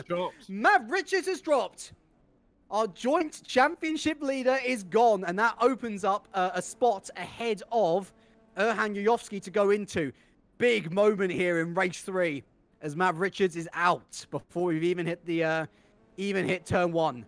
The lights coming on then. Drama already. Is there more to come? We'll find out now in race 3 here at Poznan Racing Circuit. It is a pretty good start there for Eric Strana. It's a brilliant start there from the epic of Chris Shepherd. That's his best start of the evening by far. And heading into turn 1, he's going to be challenging for P2 along with Johan Lindberg. Niels Brugman has made a good start though, looking to go past his teammate Gogo Baldi 3 wide as they exit.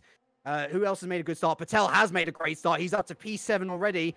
Kevin Siggy with not much movement as we head into the Devil's Smile. Still Eric Strana leading. And yeah, Chris Shepherd, that is by far and away his best start of the evening, actually making up places on the opening lap. Niels Brugman as well, getting past his teammate there. Gogo Bolli falling back to P5, Fidek in 6th.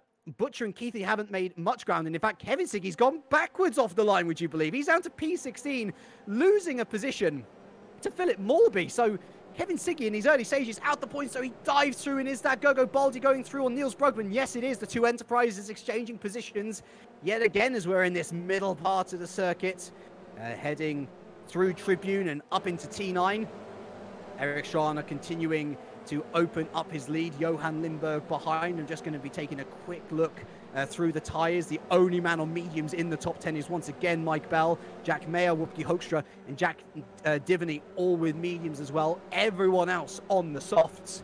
So a pretty equal fighting ground, you say, and actually Mike Bell doing well to hold on into P8 once again. Surely got to be one of those in contention, the driver of the day at the end of this race. But at the end of lap 1, it is Eric Strana, and he leads by an almighty margin of 1.1 seconds. Behind him is Lindberg, Shepherd, Baldi, Brugman, Fidek, Patel, Bell, Pinchers, and Butcher. Yeah, Eric Strana got an absolute dream start off the line. He perfected it and it's just literally run off into the distance so far. Lots of bumping and dragging going into turn 1. I think Siggy got the worst out of it as he was surrounded by 3 cars in turn 3 and pushed wide a bit. So he's now got some work to do. But generally speaking, all very clean again. Really good drive. Really just well behaved in lap 1, which is great to see. Now the question for Johan Lindberg, how long can you stay on top? Because these are dizzying heights, and you wouldn't forgive him for feeling a little bit under pressure, and especially when you've got a multiple-time race winner on your gearbox. Chris Shepherd looking for blood, looking for second. Yeah, I can guarantee you, having raced with him in Zandvoort, there is very little things worse in a racing context than Chris Shepherd being behind you, because he will find a move if he has to. His racecraft, when he makes it stick, is at some point some of the best. So he'll be feeling that heat. Chris is one mighty fine opponent to race against. Lindberg certainly starting to form a bit of a queue here. Behind Shepherd, you have Baldi, Brugman, Fidek in close pursuit. Patel as well, continuing his good start. Then you have the 2 Smile Powers of Bell and Pinches, who've been scoring in and around the top 10 all day long. Butcher and Keithy still haven't made up much ground. Yuyovski's moved up from 15th to 12th, so the lone man who didn't get reverse grid switched around, doing pretty well. Olsen as well, making his way up the order from 17th. He's now in 13th. McGlade with an awful start. He's down in P14. Philip Morby still rounding out the final point position. Kevin Siggy struggling an awful lot. In fact, he's under pressure from Adrian Campfield. Yeah, Siggy, if in a championship context so far, he really needs to get some points on the board while Matt's had an issue. Because that will start to help bridge that gap if he needs it. But he needs to get past and definitely under pressure from Adrian Campfield. So he needs to get to work pretty quickly. Eric Strana already 1.5 seconds down the road now, so he's getting on with it. Again, his best case scenario, isn't it? Because he's got the man who might be holding up the field, still holding on to P2 and under a lot of pressure from Chris Shepherd, who's going around the outside, and that was the same position that saw Pinches and Baldy get into trouble in race 2. But not only has Lindbergh survived it, he's come out with a plum. He remains in P2. That was cutting it fine, but it's well defended in the end. And Chris Shepherd's now going to have to wait until at least the main straight now to make a move. The train is occurring again, both Enterprise cars and then Mohammed in P7, so he's made a good start. Mike Bell's still in 8th, so Smile making the most of Poznan, really. We do have a Bell train. We do have a Bell train. That is 8th down to 13th, all within 3 seconds of each other. And at the head of the queue is Mike himself. Oh, bless.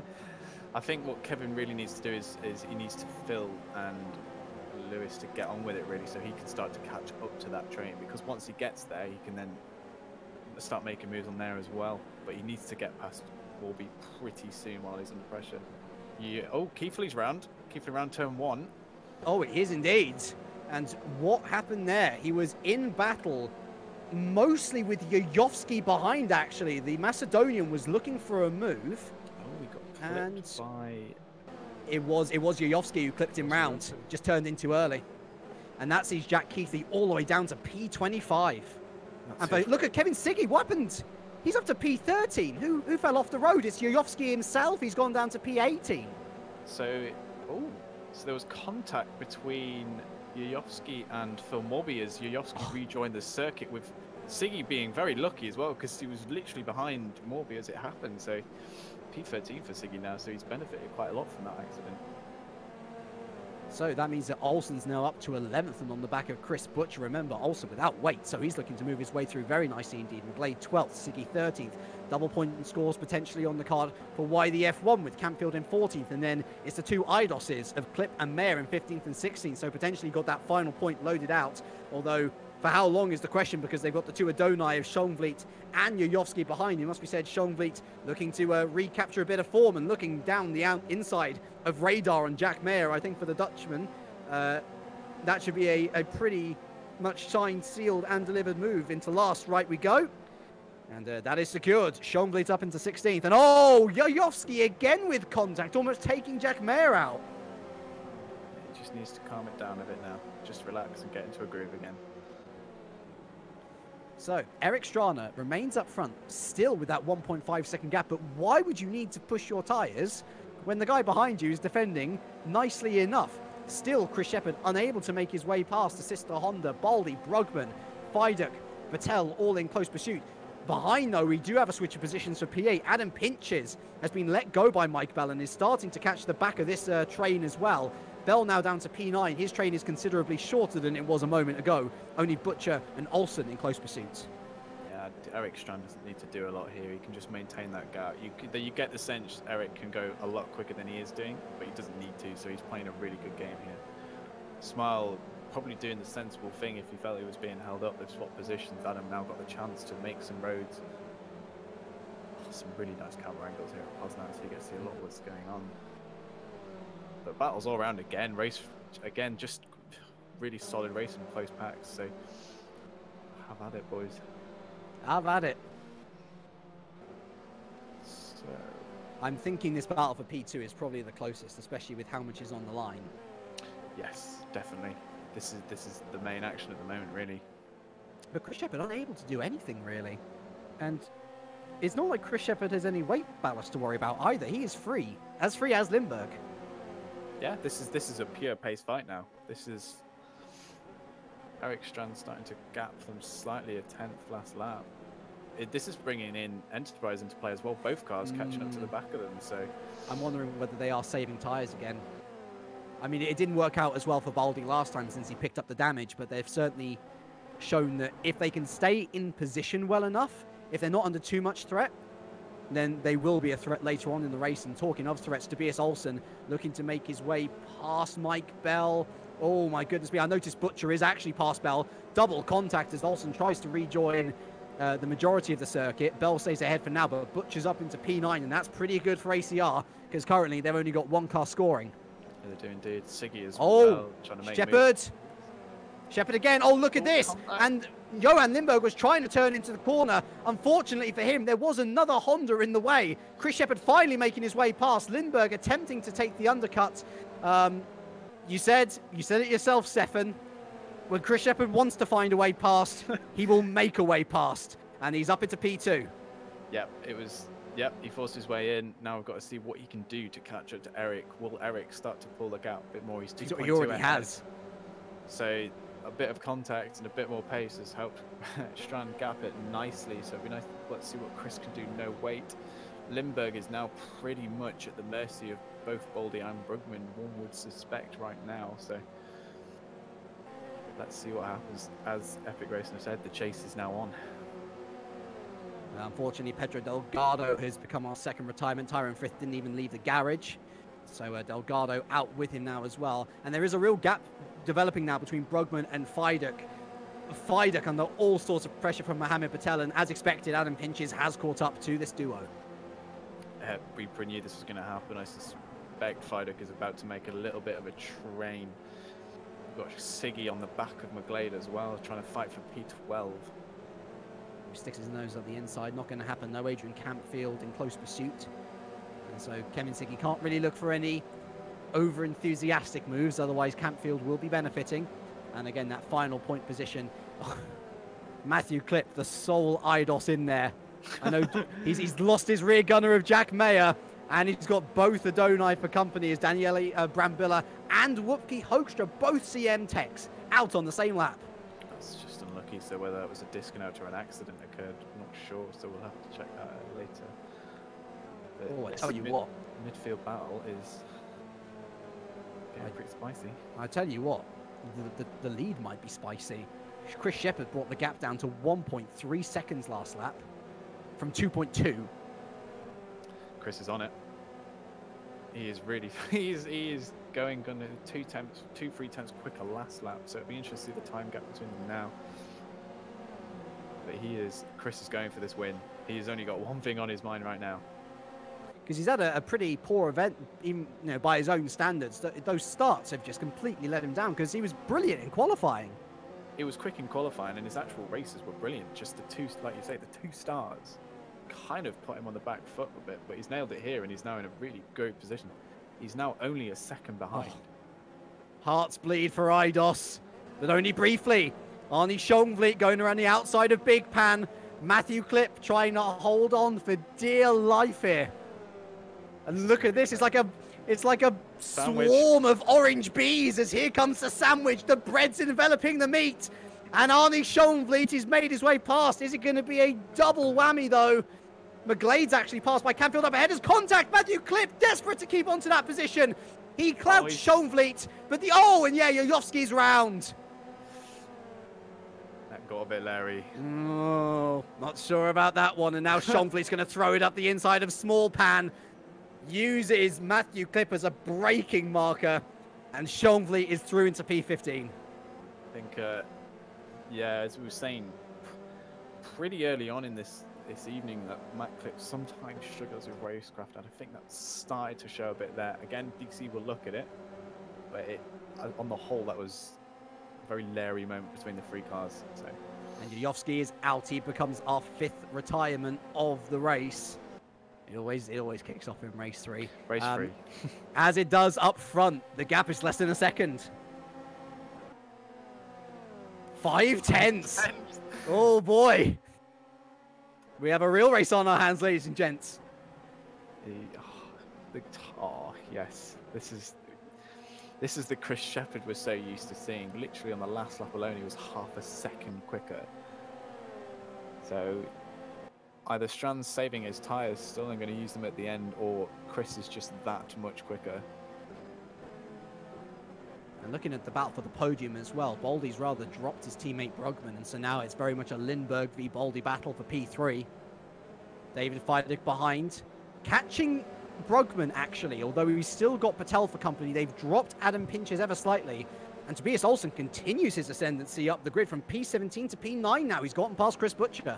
He's doing well. He's climbing up this grid really nicely. Oh, Baldy on the outside now of turn 7. Oh, this will be a great move if he pulls it off. Oh, again, contact.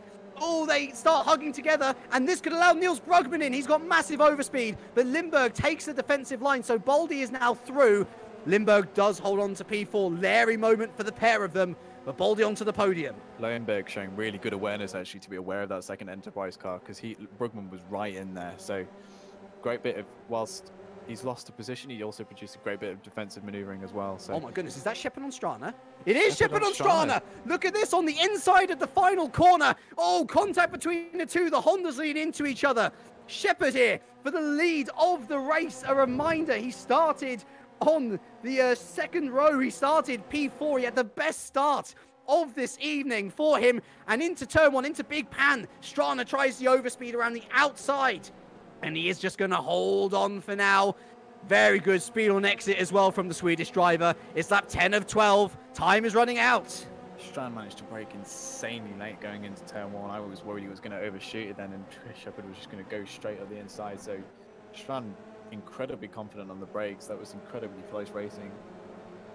Just great stuff. Through turn 5. Still on the back, I noticed Niels Brugman trying to overtake Lindberg. It's not worked out, and it's now invited Faiduk Patel and Pinches to the party. The invites have been sent, and there's no turning back now. Baldy continues to scurry away as Shepard goes on the outside of Eric Strana. And here we go on the inside of turn 7. He might very well have the overspeed. Strana committed around the outside of turn 7 through turn 8. Brilliant defending, though on the inside again goes Chris Shepard. What a scrap for the win this is. And on the inside now of turn 9, Strana still holding on. Through Oaks we go. And still Strana holds on to the lead. Brilliant defending, but you know what? This could allow Gergo Baldy to catch up onto the back. Indeed it does, he's almost with them. Yep, this is now going to be a strike race. He's going to go into the second last corner pretty much behind him. If I was Chris, I would be sticking on his backside going into the final turn and then getting the toe. Which is what he is pretty much doing now. You're right, Gergo Baldy is now right on the back of this. Lap 11. Penultimate stuff here. Strana going so defensive, and he needs to. He moves out to the middle as Chris Shepard attempts to sweep around the outside. It's so difficult to do around Big Pan. And look at Gergo Baldy. He's right with them now. And look at the speed he's got on exit as well. He has to slightly slow up because Chris Shepard was so slow on exit. Onto the grass goes Gergo Baldy. Now attempting to attack Chris Shepard for P2. Around the outside of the Devil's Smile. Tyre smoking. And he's not able to make it, but behind, Niels Brugman, his teammate, has made a move. Finally made his way past Johan Lindberg, who's able to hold off David Faiduk for now. That will be good news for Brugman, who looks to escape. This is incredibly tight. Any one of these 3-4 cars could win this race now. Shepard's going to look to the outside. A bit of contact on the rear. Baldy on the inside. Oh, that's super opportunistic. Leaning. I don't think he's got it. Oh my goodness, leaning. Oh my goodness, is he going to go around the outside of turn 7 again? Oh, you know what he is. Well planted. Brilliant move. Gergo Baldy into second. That was an incredible move. You know, as soon as you've got the outside, you can go on the inside of the corner following. So, positioned his car brilliantly. Look at this. The top 10 drivers are within 3.5 seconds of each other. This is ITC, and all of a sudden Gergo Baldy is going for the win. I wonder if this Enterprise last half of the race surge is going to become a trend. It's certainly looking good for them now, as Baldy looking around the outside of the last right. Surely not going to happen. Chris Shepard, all of a sudden, his podium. He was going for the win a moment ago. And look at that, Strana's gone wide. Strana's messed up the last turn. Baldy takes the lead. Last lap of the race. What a barnstorming finish we're in for here. Shepard inside on turn 1 as well, so he's going to try and take second from up the inside of Strana, but look at that outside line. Oh, Strana's gone wide. Strana's gone wide, and Brugman's through as well. So Strana, from leading this race for 11 laps, has been shuffled off the podium in unceremonious manner. Look at Johan Lindberg! Lindberg around the outside of his compatriot. Who would have called that? At the start of the race, down the inside now goes David Faiduk from 1st to 6th in the space of 5 turns. What? Well, this is just ITC at its best, isn't it? This is what it's all about. Even Brugman is going to try and have a go around the outside of Shepard now. Is it going to be an Enterprise 1-2 potentially? I highly doubt that. As look at that further back. Well. Look at that further back. Campfield and Siggy and Pinch is all in battle as well. We've got to go back up to the front though. Niels Brugman all over the back of Chris Shepherd, and all of a sudden, the win looks in Gergo Baldi's hands.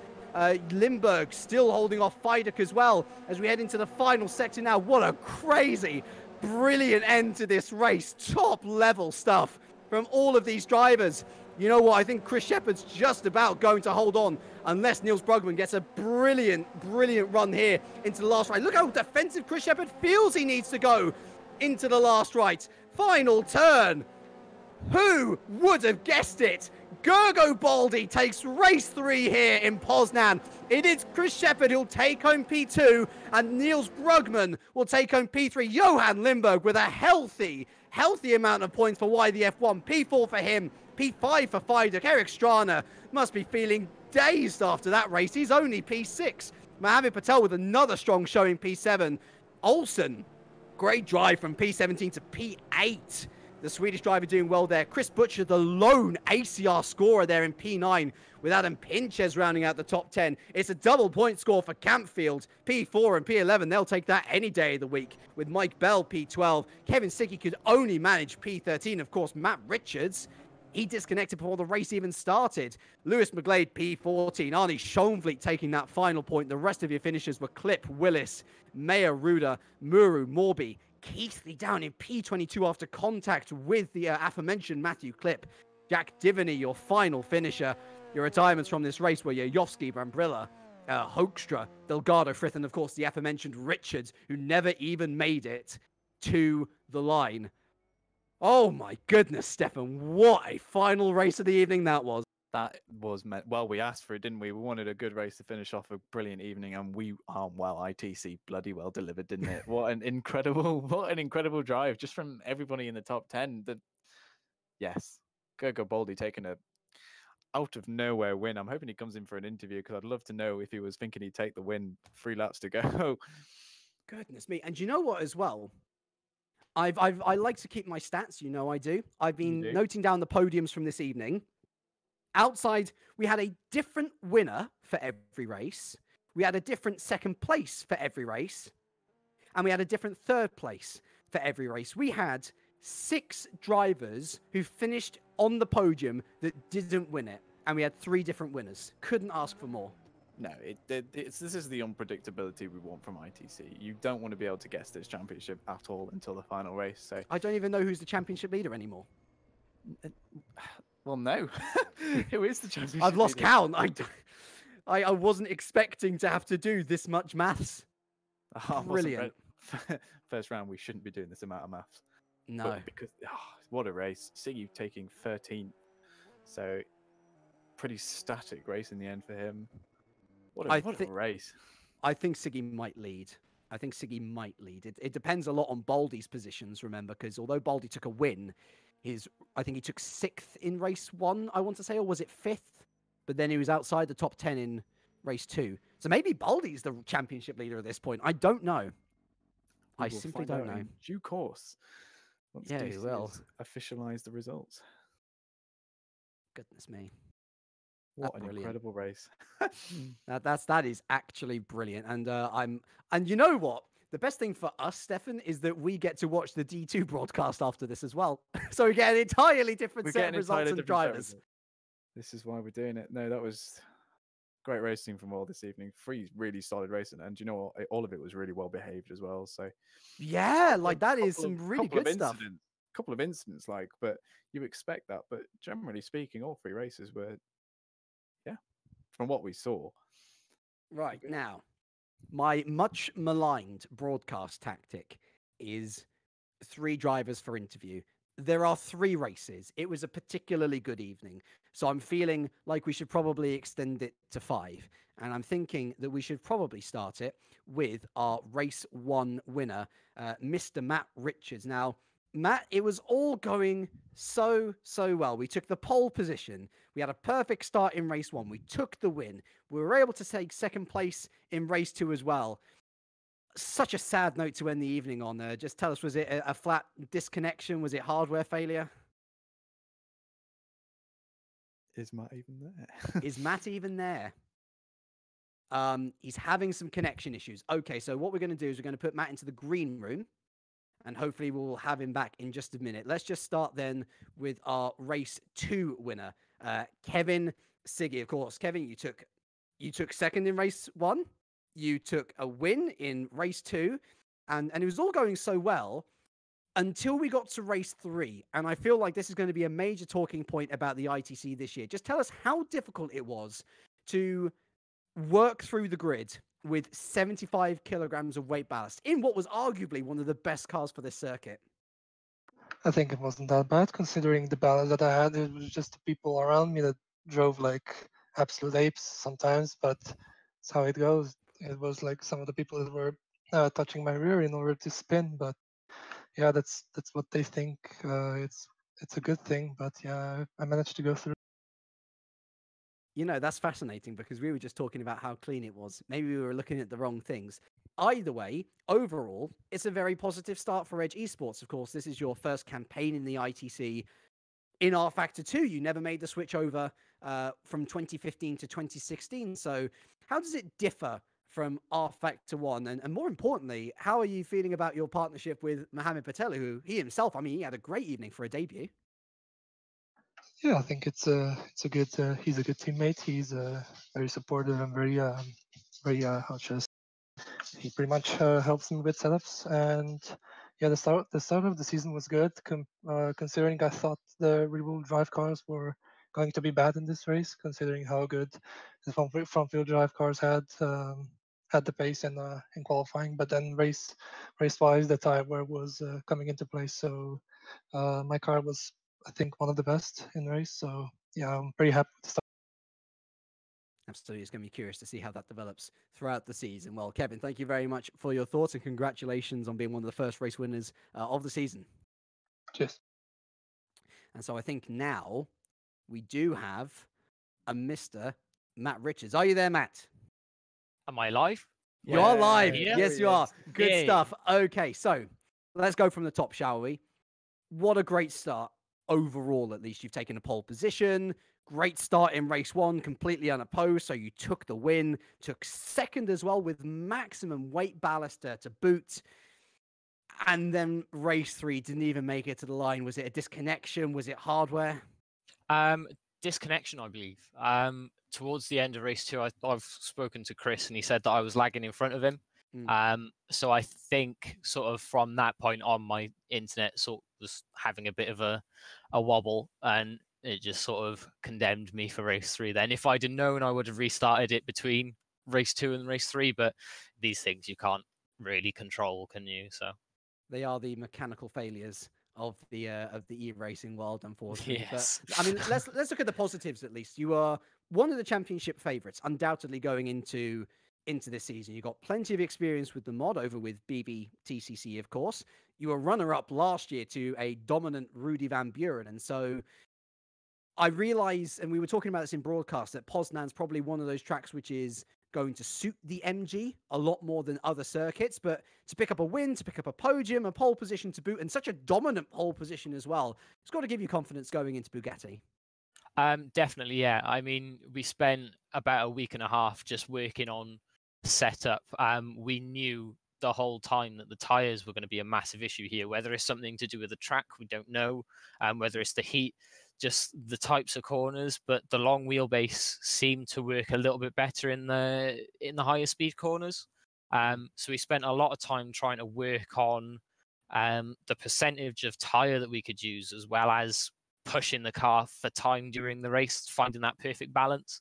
I think we did okay. Race 2 with the weight was a bit of a unknown really with the tire wear, because in a racing situation you never really know how much you're going to think about pushing. So I was trying to conserve, and I could see Jack's tires were sort of going off halfway through the race, and I was starting to think, well, Siggy's getting down the road and I need to get through now, plus I've got Chris coming up. So really trying to figure things out there. But I mean, there's a lot of positives to take away from this round, ignoring the disconnection. We've got pace in the car. We know how it's working. We know where things are to improve as well. So good things to take from it, really. There are more improvements to come. That is scary for other people in qualifying. Let me tell you that for certain. Matt Richards, our first race winner of the season. Thank you very much for joining us. Thank you very much. And I'm wondering, Stefan, do you want to do questions, or are you going to just leave this to me? I don't mind. You're doing so well, James. How could I interrupt? That's a polite way of saying please do it. All right then. Well, let's bring in Chris Butcher, shall we? Chris Butcher, ACR Zach Speed, taking a podium, pretty good start. I'm just wondering whether it was what ACR Zach Speed was expecting, because at the end of the day, between the two of you, you've taken 2 podiums from the entire event. And on top of that as well, of course, Jack Keithley was unfortunate to be bumped off the road at turn 1. So maybe disappointment in the ACR camp overall? A little bit, but our preparation was not ideal for this one through various issues. But yeah, we got caught out quite badly in the first race. We went the wrong way on tyres, and you know, that kind of set the tone for the whole weekend. But to get 2 podiums, I think, was a decent recovery. You know, we've got an idea of where we need to go with the car, and you know, it's early days in the season. That, you know, there's a lot to play for. Everybody had a race where they weren't finishing at the front, so I don't know what the points are, but it looks like it should be pretty close if we make the right choice next round. Well, talk to us about the tyre choice, of course, because it was definitely one of the potential themes going into this season. It's definitely turned into a theme this season. All of a sudden, the medium tyres have become an option. We saw Mike Bell choose the medium tyre through every single one of those rounds, and he ended up taking some very healthy point scores away as well. Now, we realize Poznan is one of, if not the most heavy on the tyres. So going forward, do you think it's going to be less of a question of whether you want to go for the mediums or not? Do you think we're going to be seeing a lot more soft running? I think so, yeah. I mean, me and Jack were absolutely convinced that mediums were the way to go, actually, and it proved not to be the case in race 1 for us. So yeah, in theory, I think it'll be softs for the rest of the season. You know, they do wear a little bit more, but you know, it's not drastically so, and you know, they seem to maintain the lap time pretty well. So yeah, going forwards, I think we'll probably see softs pretty much in every race.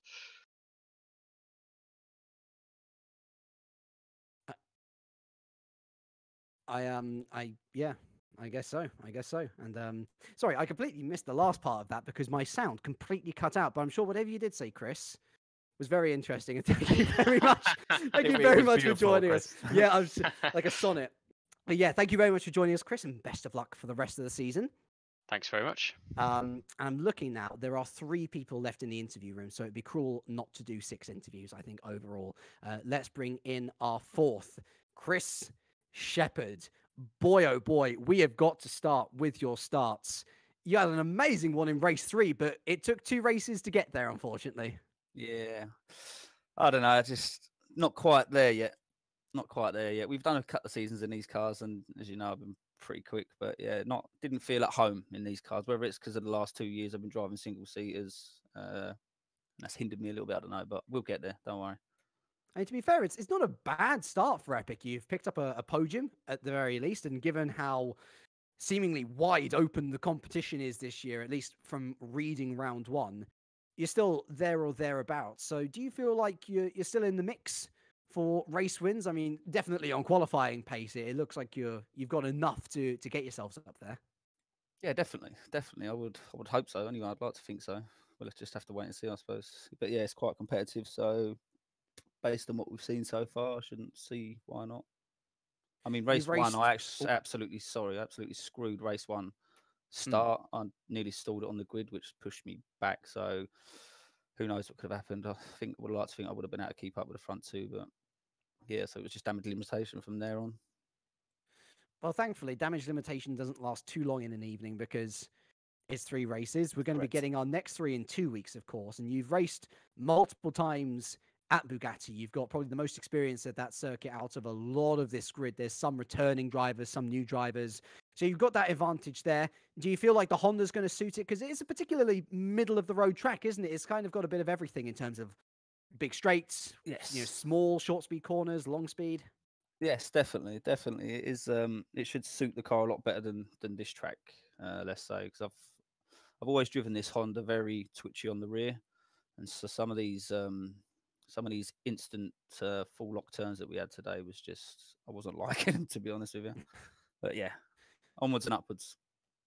Onwards and upwards. Well, thank you very much for your time, Chris. We'll see you at the next one. Cheers, James. Thanks. And I think we'll bring in who should we have, David or Mike? Stefan. Oh, shall we have a bit of Mike? Let's have a bit of Mike, shall we? Mr. Actually, you know what? No. I'm going to overrule your decision because I know David doesn't like to stay up too late. David Fidek, we were debating whether to bring in you or Mike first. I know that you've got busy evenings and you need, you've got to look after the children and everything. So I thought we talk to you first. I mean, of course, two-time Super League champion, well known for your single-seater exploits. This is your first full campaign in a touring car, though. How did that first evening go for you? I made it hard for myself. That's how it went. Yeah, thanks for bringing me in. Hope it was a good show for everyone. Qualifying mid-sector, going around the left-hander, I took the curb too much and bounced wide. And I had a 5-place penalty anyway, so I thought I might as well just take the full hit now and went to the back. And I thought, the first couple of laps being ITC with so many cars, I'll easily get through quickly. And then like everyone was just so clean every single race. I was like, oh great, I'm just stuck back here. But no, it was really good. It's good fun. I've been pushing really hard to try and keep up with Chris. He's so quick. Qualifying mainly, race pace was similar. But yeah, once I get that sorted, it should be good. The fight for podiums and wins. Like, I'm really excited about this season. It must be particularly good for you as well, because definitely looking at your past results in ITC, you've been incredibly hit and miss. In fact, you've retired more races than you've scored points in. Well, no, but it's a good thing because this is the first event at which you've scored in all 3 races, and no less in race 1, scoring 15th from the back of the grid. That's going to give you some confidence that you still can do the business in, let alone touring cars, but front-wheel drive as well. Yeah, that's my biggest problem with touring cars is front-wheel drive. I mean, I did World GT and had the pace for pole like on my second lap, but missed it by a mistake. But these cars are really hard to, well, not for everyone else, but for me to get my head around how to get the best lap out of them. But yeah, previous seasons was just more of a relaxation sort of event to get away from Super League, because this Super League is so full on, so stressful, especially when you're like battling for the front. Whereas this year, because I'm having a bad year in Super League, I thought I'm going to take ITC seriously. Epic signed me up, and they got great team on board. Jeff's amazing. Like, even though he's not racing, he's helping every day. He's awesome at that. So yeah, I've got the team behind me to do well. I've just got to nail it down myself and work hard at it. Always know that you're going to have a good team behind you when you join Epic, that's for sure. David, thank you very much for joining us for these interviews. Thank you very much, guys. And that just leaves us then with the end of all things. It's Mike Bell. And Mr. Mike, you were very much the cat amongst the pigeons. You decided to go medium tyres in every single race. And to be fair, didn't work too badly out for you at all. That was not a decision that was made out of necessity, but yeah, really the cat amongst the pigeons, isn't it? This league's just full of all the all-stars from pretty much all the big touring car leagues, and then me, and to be there with them, I think, has hopefully put a few people on notice and, prove that I can hang with these guys. Well, in general, actually, for Smile Power, this is your first league competed since 2015. And you've come in, and yourself and Adam have been so consistent in all 3 races. I'm pretty sure you're in the top 5 probably in the drivers' or in the team's championship at this point, rather. I certainly hope so. I think the only team that consistently outscored us were Edge and Zaxby, but I don't know how it works out with everybody else. But yeah, no, Adam's really good. He's again come from big things in the EWTCC and hopefully going to do big things in EWTCR this season. And he was just happened to be looking for a drive in these, and we both liked the Vauxhall, so it seemed a bit of a natural fit. And to be honest, we both performed really well, despite the fact that us and the ACR Zaxpeed guys seem to be a bit out on an island when it comes to setup, because we were convinced it was going to be a medium tire race, all 4 of us. And then we jumped on the grid and everyone around us is on softs. So it's, I mean, they took the jump in the middle of the event. I didn't. Maybe that hurt me, maybe it didn't, but I could not get those softs to last. They were just melting. I mean, it worked for you anyway, because you scored a good haul of points. But tell us a little bit more about the Vauxhall, because from what I understand, out of all of the cars, it's probably the one that eats their tires the most. And you kind of got that impression from the Enterprise boys, because they were really like conserving their pace up until the halfway point, after which they pushed. I'm guessing, was it kind of a similar situation for you, or on the mediums were you just allowed to go all the way? I know certainly me and Adam seem to be quite different on our tyre wear come the end of each race. And when we were on the mediums, I know I started really reeling Adam in towards the end of the race. But for me, I was just able to drive the whole way. It was on the mediums, the wear wasn't too bad, but I must be doing something wrong, because all these guys come around on softs and they have the bite everywhere. You know, maybe they don't have the ability to push quite as hard for quite as long, but the soft tire bite everywhere is so hard to fight against. And then those Subarus, they come back with their saved tires at the end, and it's like multi-class racing. I was trying to hold off Mohammed Patel in race 2 and Kevin Siggy in race 3, and it's just a nightmare. A nightmare for you. Wonderful for Yeah. us to watch. Thank you very much for joining us, Mike, and congratulations on your haul. Thanks. And so, with that, Stefan, we come to the end of our first round. We've got 7 left. Yes. And you can catch us next in 2 weeks when we head to France, to Le Mans Bugatti Circuit. I'm, again, a real classic of the recent ITC era. And as we've been talking about in these interviews, definitely a much more varied circuit than Poznan. You do have some long straights there. You do have some short corners, which might very well allow the compromise car of the Honda to excel. Yeah, absolutely.